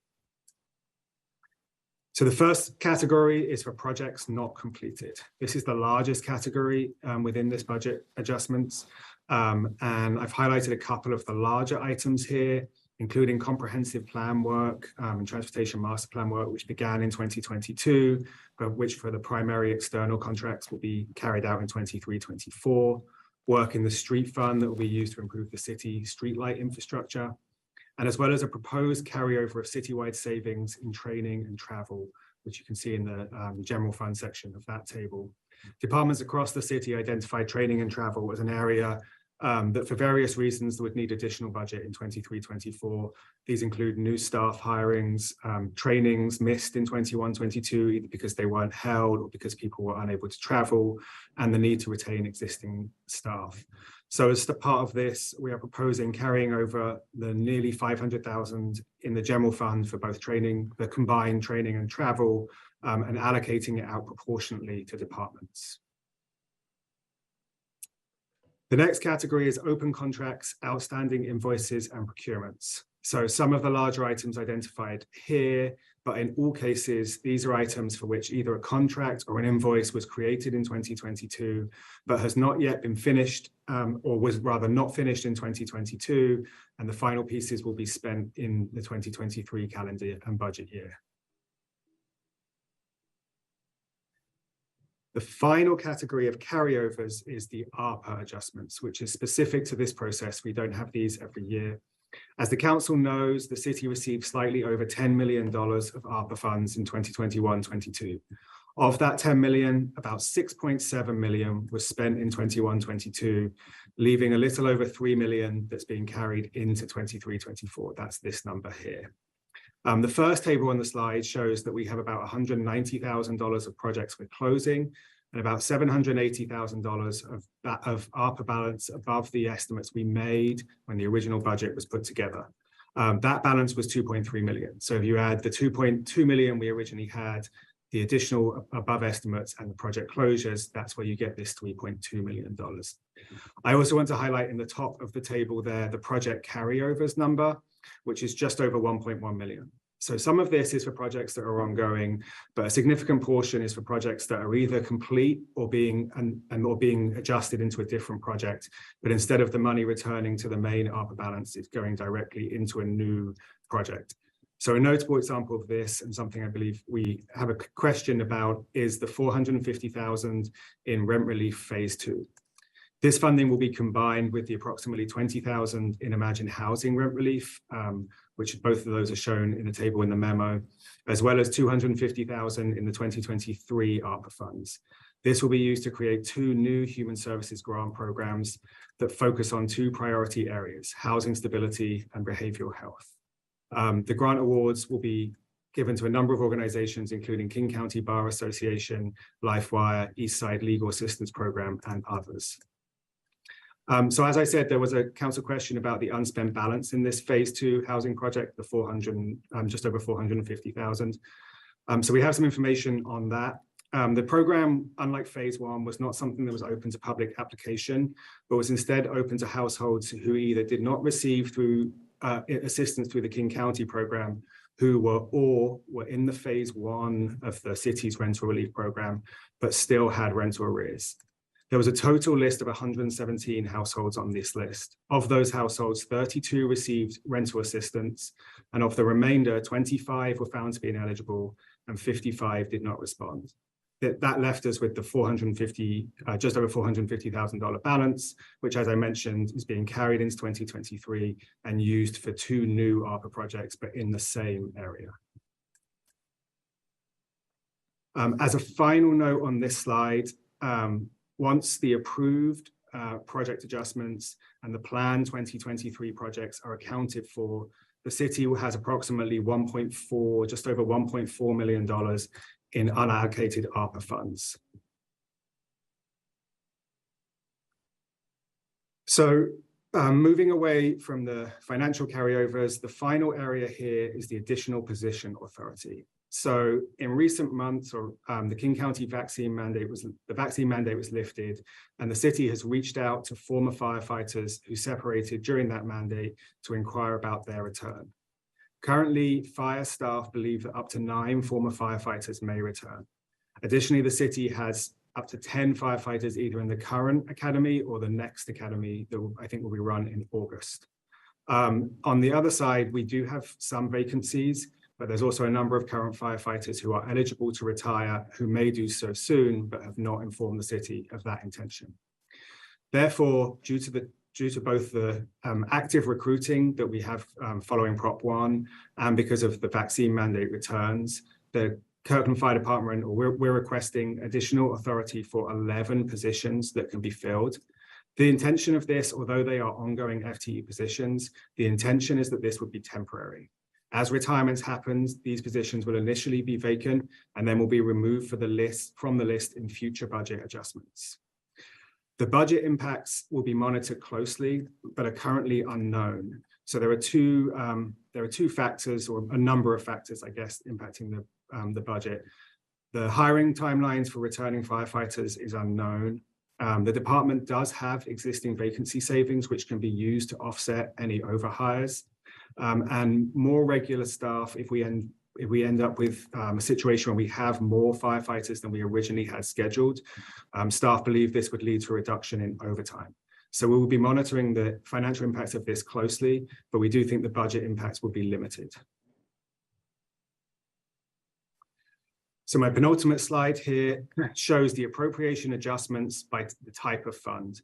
So you can see there in the appropriation adjustments column at the bottom, the total budget number just over $7 million, the bulk of it in the general fund, but then spread across some of the other operating funds as well. So final slide, next steps. Staff recommends approving Ordinance 04843, amending the 23-24 budget. The next budget adjustments are coming in June, and if there are any questions, I'd be happy to answer them. Thank you, George. Any questions, discussion? Councilmember Black? I didn't have a question. I was going to move the motion, move the ordinance. Okay. I move ordinance 04843. Second. Moved by Councilmember Black, seconded by Councilmember Curtis. Discussion? Seeing none, the question is on the motion to approve ordinance 4843. Is that 48? Yes, 4843. Moved by Councilmember Black, seconded by Councilmember Curtis. All those in favor, Clerk, will you please call the roll? Councilmember Nixon. Yes. Councilmember Black. Yes. Councilmember Curtis. Yes. Councilmember Falcone. Yes. Councilmember Pascal. Yes. Deputy Mayor Arnold. Yes. Mayor Sweet. Yes, motion carries. That takes us to item C, the state legislative update number 5. City Manager. Okay, thank you, Madam Mayor. So to give us that update is our Government Affairs Manager, Diana Hart. And we have one item out of pursuits that we want to make sure we check in with the council about. Welcome, Diana. Good evening, Council. As mentioned, this is our 5th legislative update of the session. Getting started, we'll go over the same 3 topics that we normally do. Starting off with our legislative calendar. Today is day 72 of the 105-day session. We've passed the House of Origin cutoff now, so with 611 bills surviving, all the bills that are being considered are either from the other chamber or have the magic NTIB designation to keep moving past these cutoffs. Next week is the Policy Committee cutoff, which will be followed shortly by the Fiscal Committee cutoff less than a week later. So the pace of session is definitely picking up from here with just over a month left to go. That will take us to a status of where we are now. Looking at the housing-focused legislative priorities, Senator Cooter's version of the accessory dwelling unit bill had its public hearing last week and was execed out of committee yesterday with a strong bipartisan vote. During the discussion, there was mention of some changes that members would like to see moving forward. So we'll continue to work through those pieces to ensure it continues along to passage this session. Representative Klopa's version of the bill did not pass out of the House prior to cutoff, so it has been returned to the Rules Committee.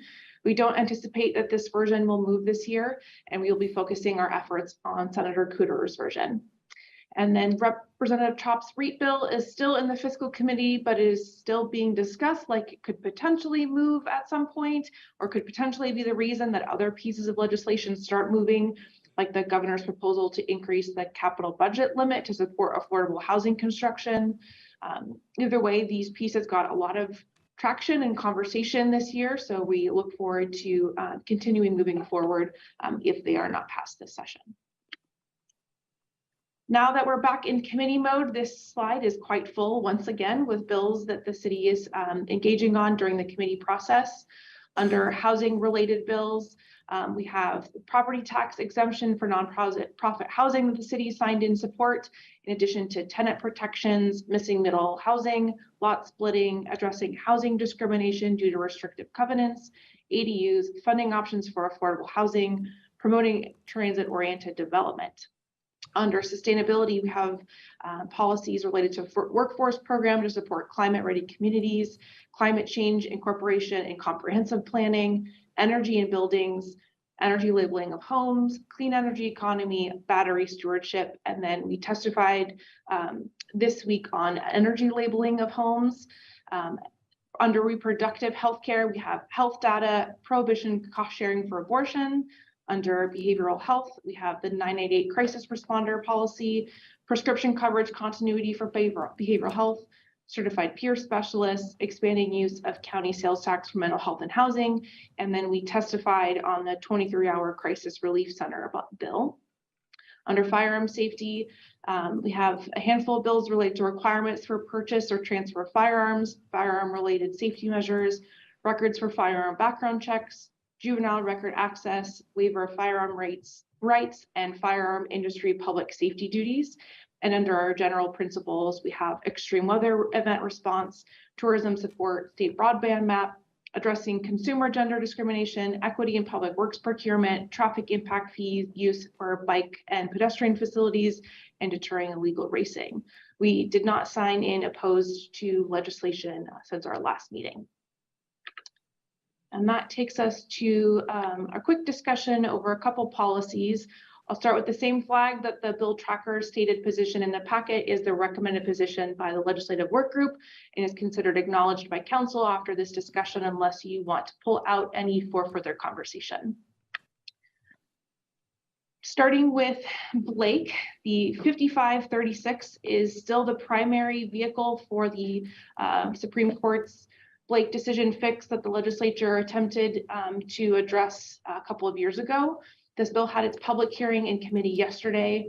As I mentioned last time, we still expect more changes to the details as it goes, but assume that knowing possession of controlled substances will be a gross misdemeanor with off-ramps from jail sanctions and criminal record paths for those that accept substance use disorder treatment options.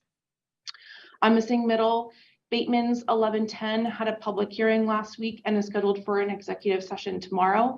There are no amendments currently posted to the legislature's website, but we still anticipate further changes to this policy. One of the other major housing policy bills that is still moving is Senator Leas's transit-oriented development bill, 5466. Puget Sound Regional Council released maps last week that overlay the maximum impact areas of this planned high-capacity transit in the region with the areas that this bill, or with the radius that would be impacted by under this bill. That definitely tracked a lot of engagement by cities and legislators to ensure that they're hitting the right balance to encourage transit-oriented development without unintended displacement of marginalized communities. This bill was scheduled for an executive session this afternoon, but that meeting was canceled as members continue to meet and discuss options for this bill. And then as City Manager teed up, vehicular pursuits has seen some drastic changes from our last meeting. Last we spoke, the 2 House bills were still alive and their chances weren't looking particularly good. Then on the last day of cutoff for the House of Origin, the Senate pulled some drastic procedural motions with a very unique bipartisan group to bring Senator Lovick's version of the bill 5352 to the floor for a vote. Senator Dingra brought forward the amendment that was ultimately adopted. This version, as it passed out of the Senate, is seen as a strong middle ground proposal, which was reflected in the very mixed bipartisan vote for and against. Of note, the current version lowers the evidentiary threshold that a person in the vehicle has that the current version lowers the evidentiary threshold required for engaging in a vehicular pursuit from probable cause to reasonable suspicion that a person in the vehicle has committed or is committing specific criminal offenses that include a violent offense, sex offense, vehicular assault offense, escape offense, DUI, or domestic violence in the 1st through 4th degree offenses. This threshold is higher than the blanket reasonable suspicion threshold that existed prior to the legislature raising it to probable cause a few years ago. Pursuits are also limited to situations in which the subject of the pursuit poses a serious risk of harm to others and that not pursuing the vehicle would be of greater risk to the community than the pursuit itself. Pursuits may also only be performed by officers trained to perform pursuits, and the amendment contains language regarding supervisor control of pursuits. These changes make the proposal fairly in line with Kirkland's own pursuit policy as it existed prior to the change of the legislature. Due to this, our subject matter experts recommended a position of support, which was a change from their previous monitor recommendation, which does bring me to some of what I mentioned last time was that occasionally our subject matter experts do recommend position changes based on policy changes to bills as they're amended throughout the session. Some other examples of bills that have had recommended policy changes that the legislative work group supported was 5466, the promoting TOD bill, which was changed from support with modifications to support. 1134, which is the 988 behavioral health crisis responder bill, which was changed from support with modifications to support, and 5290, consolidating local permit review processes, which was changed from support to support with modifications. And with that, that's what I have for you tonight. As always, happy to answer any questions you have and turn it back to you. Questions? Councilmember Curtis, you want to? Kick us off. I'm back. I just want to always thank the work group for their teamwork and flexibility. We decided on Monday to testify on HB 33 tomorrow, and Councilmember Black kindly agreed to testify at 8 in the morning, and this is how hard your team's working for you. So we did want to elevate vehicular pursuit because I knew council would be very interested in this bill. We have been watching it very, very closely. We recommend switching our position to support. Our legislators and our chief are supporting this bill. Chief Harris did reach out to Senator Dingra to thank her for her floor amendments. As Diana said, it's it strikes a good balance between community safety and pursuits for reasonable suspicion for pretty serious crimes of violent felony, domestic violence, sexual assault, and vehicular assault. I did talk to the chief on Monday. My understanding that, as Diana said, this is more restrictive than our previous police pursuit policy, and that we do train our officers in both intervention techniques and EVAC, which is emergency vehicle operator course. So, and we also had previously required and will continue to require supervisor approval for pursuits. I do, on a personal note, do want to add that I personally am disappointed that the bills that were interested in a long-term study didn't go forward. I asked the chief about that. She did say that KPD does not engage in many pursuits, but we are seeing an increase in people fleeing traffic stops. So we have created a new clearance code so that KPD will be tracking that data of how many people are not stopping or fleeing after they have been stopped. So the work group does recommend that we switch our position to support, and I want to see if any other members have anything to say. Go ahead, Councilmember Black. Diana and Councilmember Curtis did such a nice job of describing 5352, the vehicular pursuit bill, and framing it up. I guess I would just add my support for us moving this to the support agenda for all the reasons said. And just as a reminder, this is a floor striker amendment by Senator Dingra, our very own chair of the Law and Justice Committee.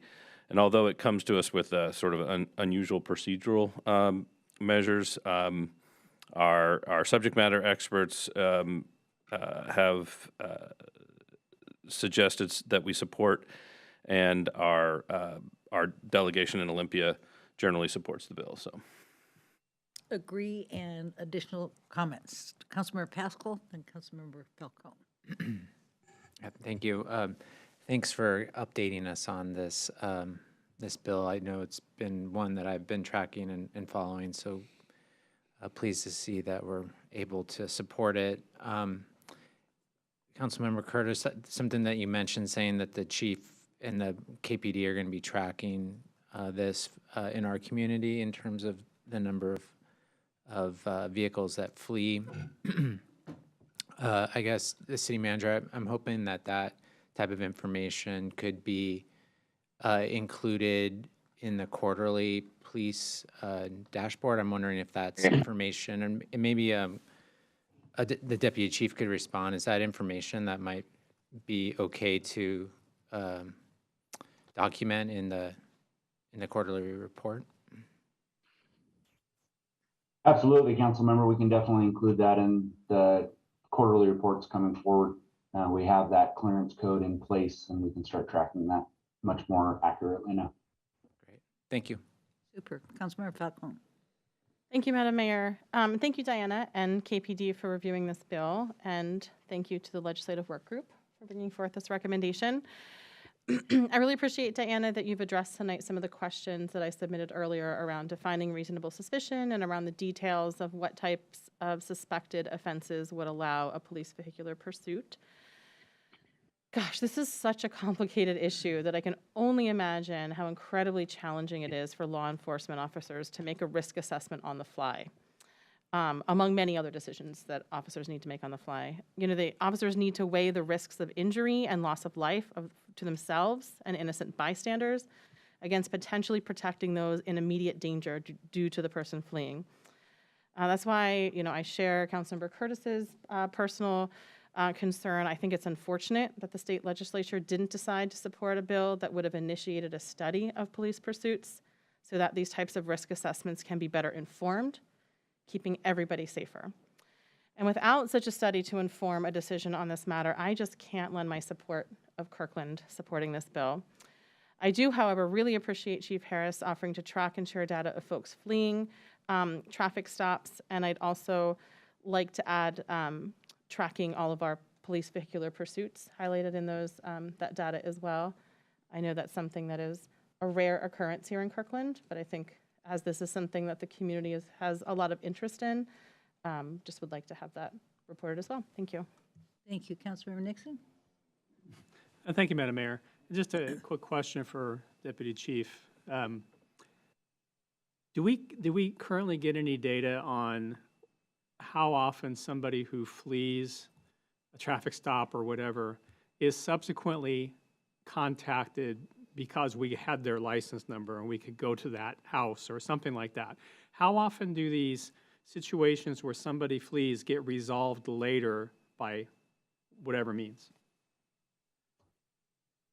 Thank you for that question. I don't have a percentage. Obviously, a lot of these are in stolen vehicles, and so the license plates don't really do us much good. We recover the stolen vehicle somewhere in the region. Usually there's several reports that are tied together, interagency cooperation with detectives that are following up on these types of things. In some of the cases, we know who the driver is, and then we will follow up often with our PROACT team and try to follow up and arrest them at a later date. So we do have some success with that, but many of these are stolen vehicles, and they're pursuing because they know no one can chase them right now.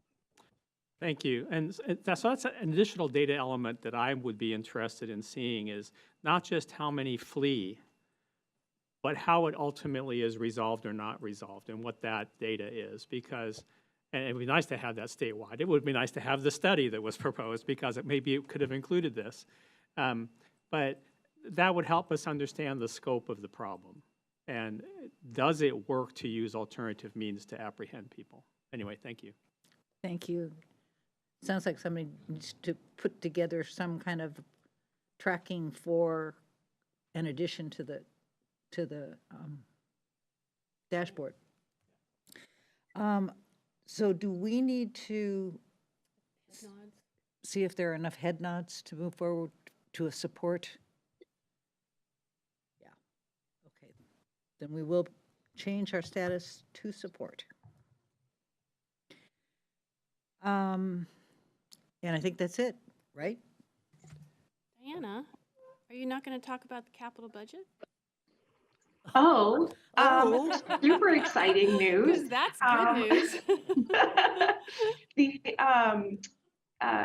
council revenue, or the Washington State's Revenue Forecast Council released their budget estimates, or their revenue estimates, on Monday, with some mixed things. Are not super horrible, but things aren't super great sort of forecasts as we expected them to release. But that morning, the Senate released their capital budget, which included a full request for the Kirkland Performance Center and just over $500,000 for the hot crossing, which is super exciting. So the first big hurdle is crossed with great success.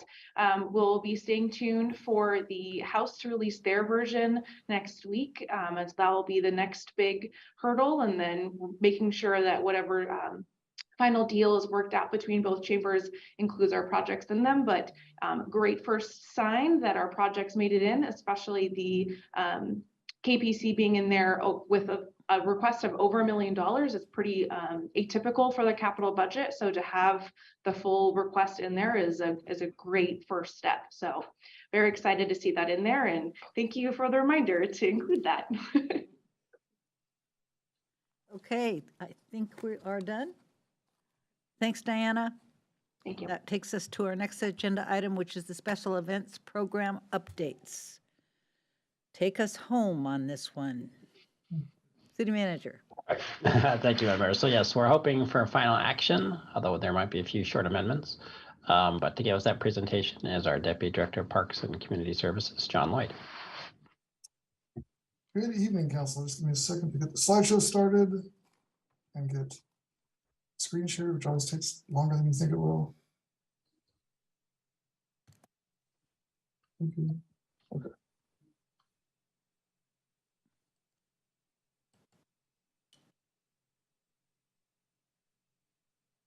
Get my notes page back up. Okay. Thank you, City Manager Triplett. Good evening, City Council. Tonight, I have a very, very short presentation to continue our discussion about special events.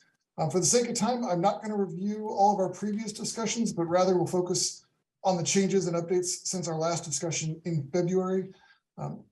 As City Manager Triplett just mentioned, it is our hope that we have addressed all your questions and concerns and that you will approve Ordinance 04842, which provides updates to the Kirkland Municipal Code 1924 related to special events.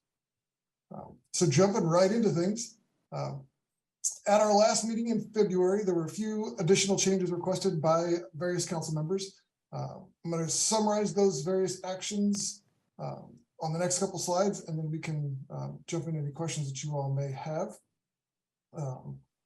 There was a question about events scheduling and prioritization, which is addressed in KMC 1924.050. Councilmember Nixon and Deputy Mayor Arnold requested an additional criterion related to tourism and economic development be added. We've added the criterion shown here, which states the event will generate a positive economic impact by attracting out-of-town visitors to Kirkland and increasing visitor expenditures in Kirkland. Additionally, Councilmember Curtis requested the rules be expanded to allow for more than just beer or wine at special events, for things like a whiskey tasting event, for example.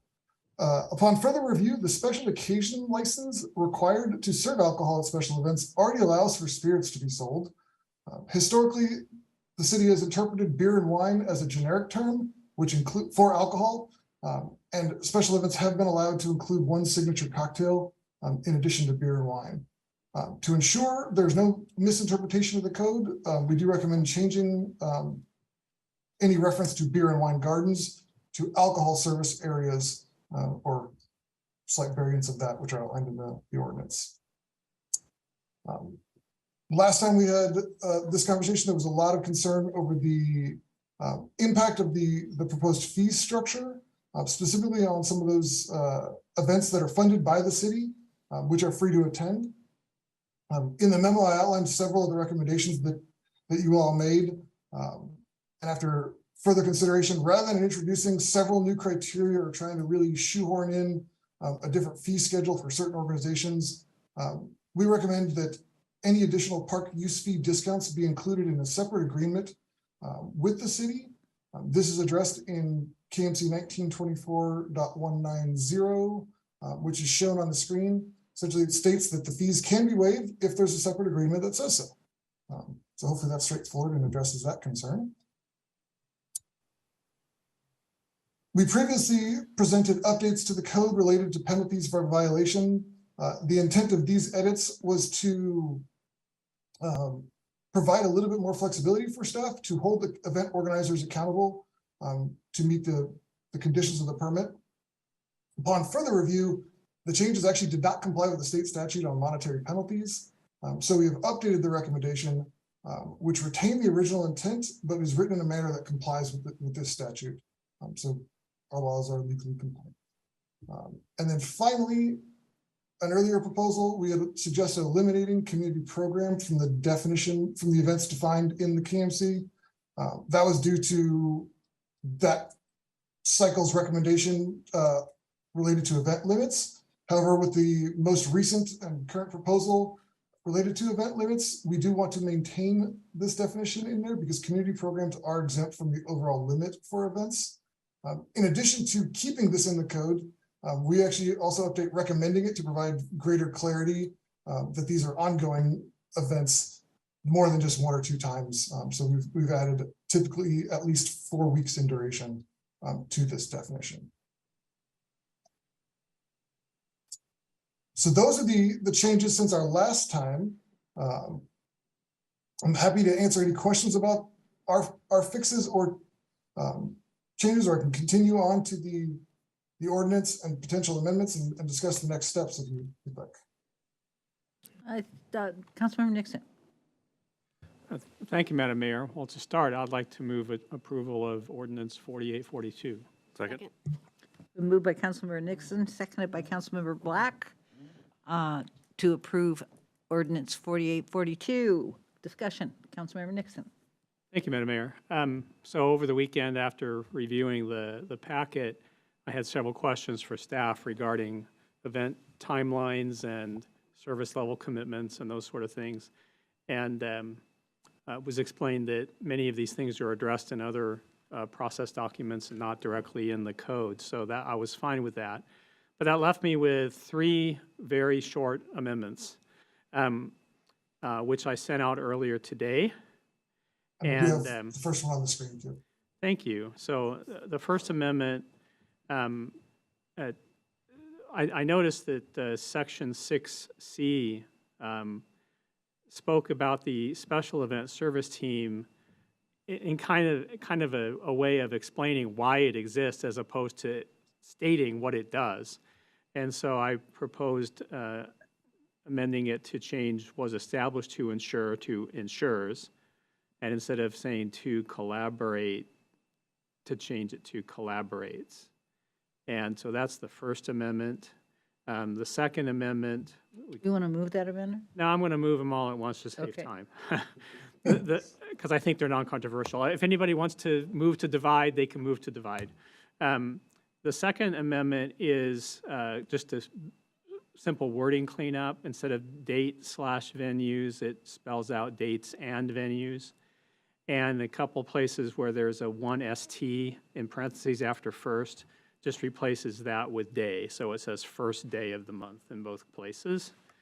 And then the Third Amendment, the previous language said that it would be approved, it had to be approved by any involved city department. And that could be interpreted as meaning only one of several that need to approve it.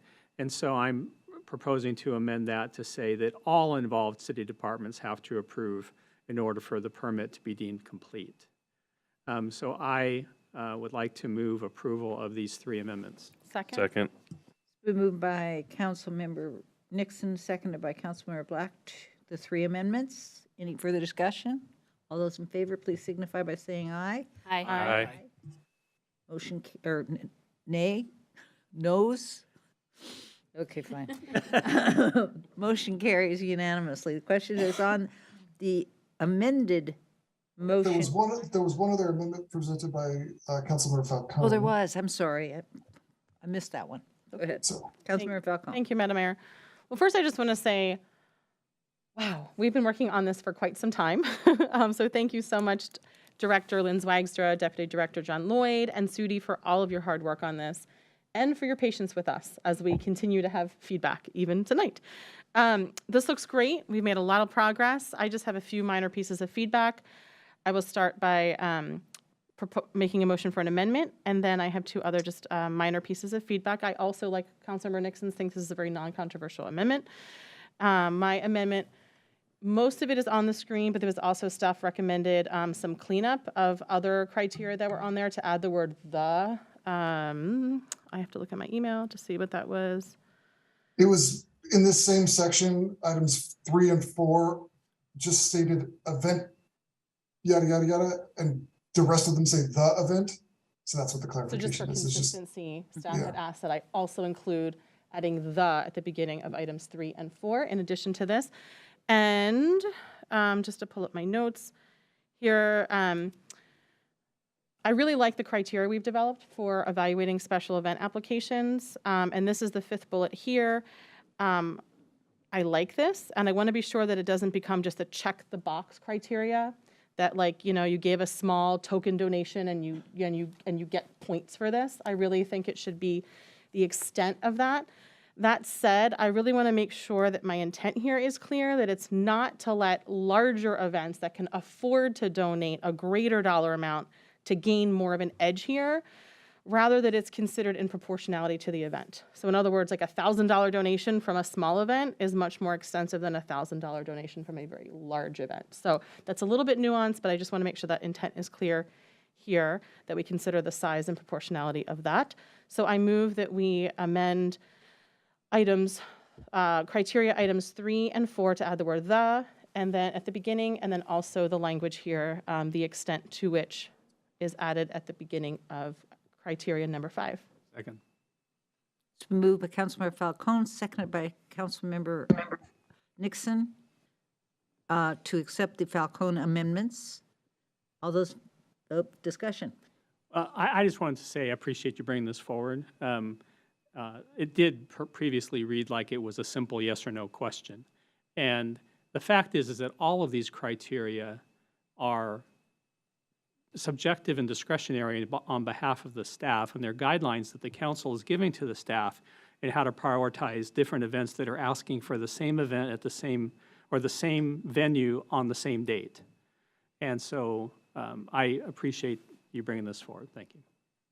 Any further discussion? Question is on the motion, moved by Councilmember Falcone, seconded by Councilmember Nixon, to add the Falcone amendments to ordinance 4842. All those in favor, all those in favor, please signify by saying aye. Aye. Opposed? The motion carries. I will also second that comment from Councilmember Nixon. I appreciate Councilmember Falco bringing that up because that is a great clarification. That it is to the extent that they support the nonprofit. Thank you, Gotcha. John. Just check the box. Thank you, Madam Mayor. Well, I really like where we've landed on the 2-month application window starting 13 months out. I like that we're moving away from a first come, first serve approach, which as we know was not equitable. And given that our intent here is to be fair and to encourage new and diverse events in our city, let's be sure to publicize this. It'd be great to announce it perhaps in the near future that we've made this change. And then again, when it's almost 13 months from the start of peak event season. And let's also tie into that messaging that we have dedicated funding for diverse community events. We want to be inclusive here, so let's avoid industry jargon around events planning because we want to welcome new event organizers that may not know terminology. So I just want to make sure that the way that we say it is really clear. We want new folks to organize diverse cultural events in Kirkland, so I'm really excited for this. And then my third piece of feedback on this tonight is that I just want to confirm that we're moving away from allowing only one mixed drink per event. I know that's been the policy. I know this ordinance is very open, right? It doesn't specify, but that's been our practice and policy, is my understanding, is that we've only allowed one mixed drink per event. And I just want to make sure that that we update our policy if needed to reflect that. And that's it. Thank you and well done. Okay, question is on the motion to approve ordinance 4842 as amended, moved by Councilmember Nixon, seconded by Councilmember Black. Clerk, will you please call the roll? Councilmember Nixon? Yes. Councilmember Black? Yes. Councilmember Curtis? Yes. Councilmember Falcone? Yes. Councilmember Pascal? Yes. Deputy Mayor Arnold? Yes. Mayor Sweet? Yes, motion carries unanimously. This takes us to the next and final item, which I believe is Resolution 5581, expressing support for King County's RE+ pledge to minimize solid waste. Councilmember Nixon. Thank you. I think first someone other than me should move adoption of the resolution. So moved. Second. It's been moved by Councilmember Falcone, seconded by Councilmember or Deputy Mayor Arnold. Discussion, Councilmember Nixon. Thank you. Yeah, I support almost everything that's in this RE+ pledge, and would have no problem voting for this resolution if the RE+ pledge and its explanatory information was focused on preserving landfill space and not wasting resources. The fact is the document is just pervaded by information about climate change and CO2 emissions, which I don't think is the point of this. And you all know I'm a climate change skeptic. At least I'm skeptical that reductions in CO2 emissions are going to make any difference in the climate. And so I intend to vote no on this resolution. Just wanted that to be in the record, which is why I asked for it to be pulled. Thank you. Question is on the motion to approve Resolution 5581, moved by Councilmember Falcone, seconded by Councilmember Arnold. All those in favor, please signify by saying aye. Aye. Opposed? No.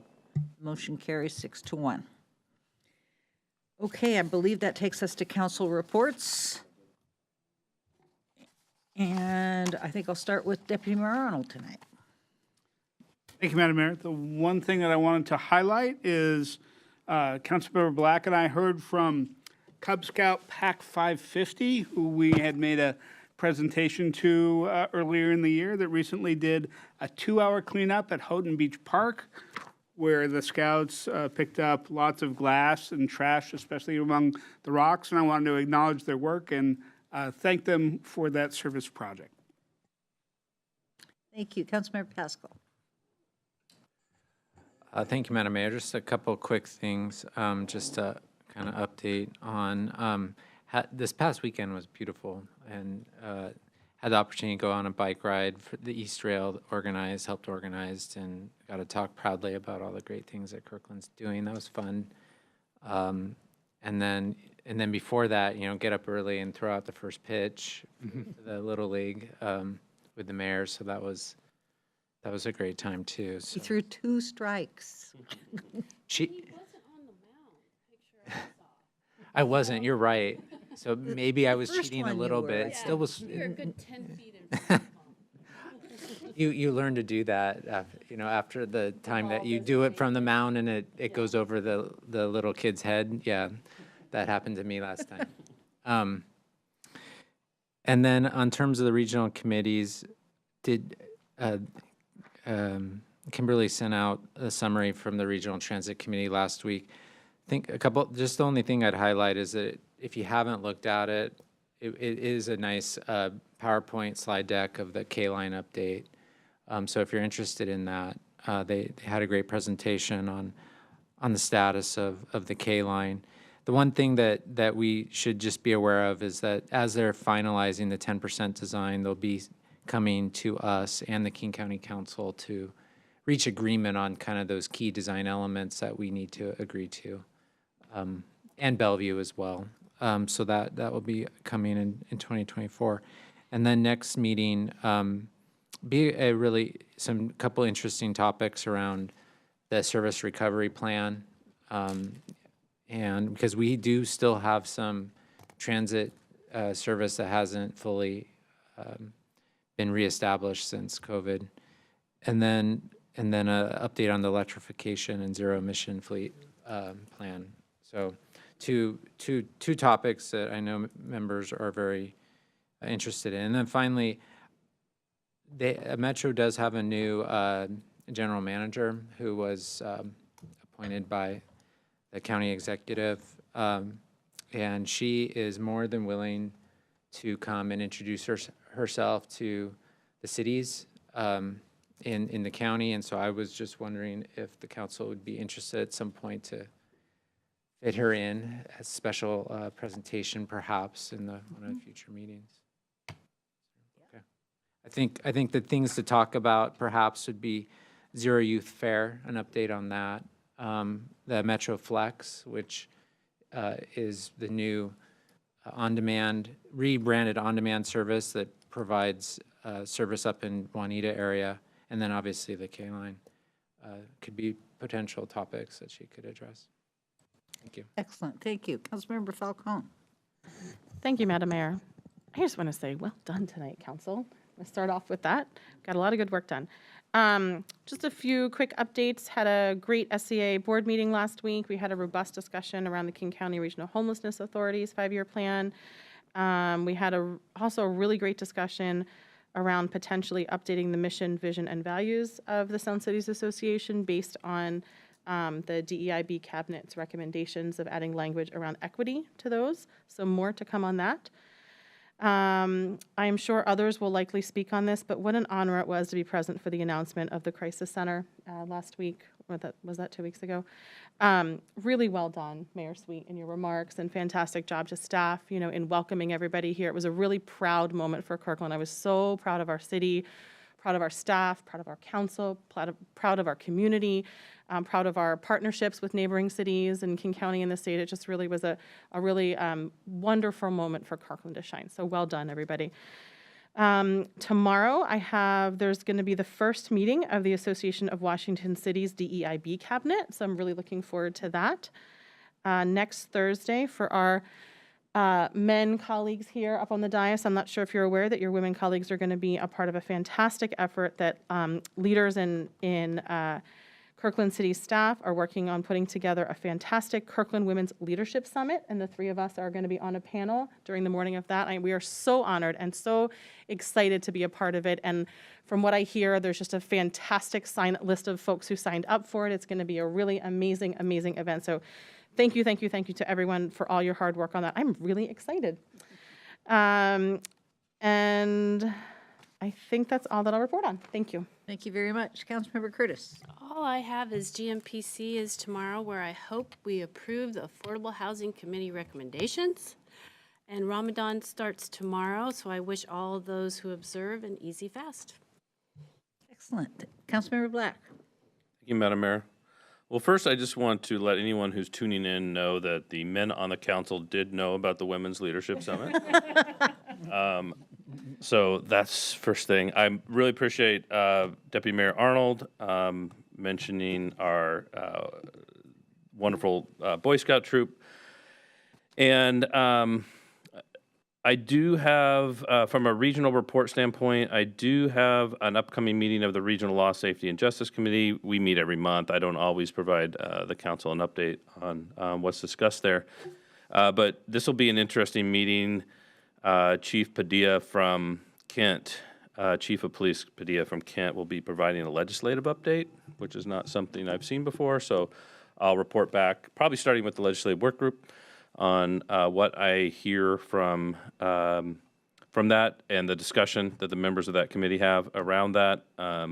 That's Thursday, so that's just in time for our legislative work group meeting on Friday. And just worth mentioning too, K4C, we outreach committee during the session. It really is focused on legislation that is of interest to the member cities of K4C, member cities and counties of K4C, and just so y'all know, our staff, Diana, and our staff has a backdoor connection with K4C. So our legislative work group is constantly being updated with the priorities of K4C. So I hadn't mentioned that before. Thought it was worth mentioning now. That's it. Thank you. Councilmember Nixon. Nothing to report. Thank you. Thank you. And all I have very quickly is we did hold the final meeting of the wastewater stakeholders governance meeting that was done by the University of Oregon in conjunction with Seattle Utilities. The recommendations are being considered. I think I offered, if anybody wants to see that report, it's very long, but it's very interesting. So if anybody does want to see it, I don't suspect that I'm going to see the county selling the West Point to the city of Seattle, but that is one of the suggestions that came out of the report. MUPEC or MISWAC meeting we had last week, and I think Jenna did send out the minutes already.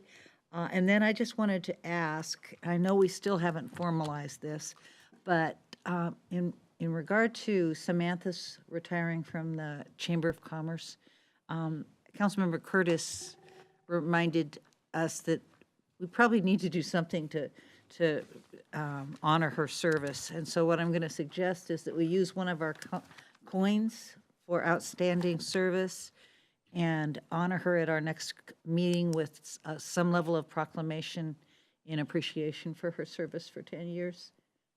So we'll go ahead and try and get that arranged. Thanks very much. And with that, I'll turn it over to you, City Manager.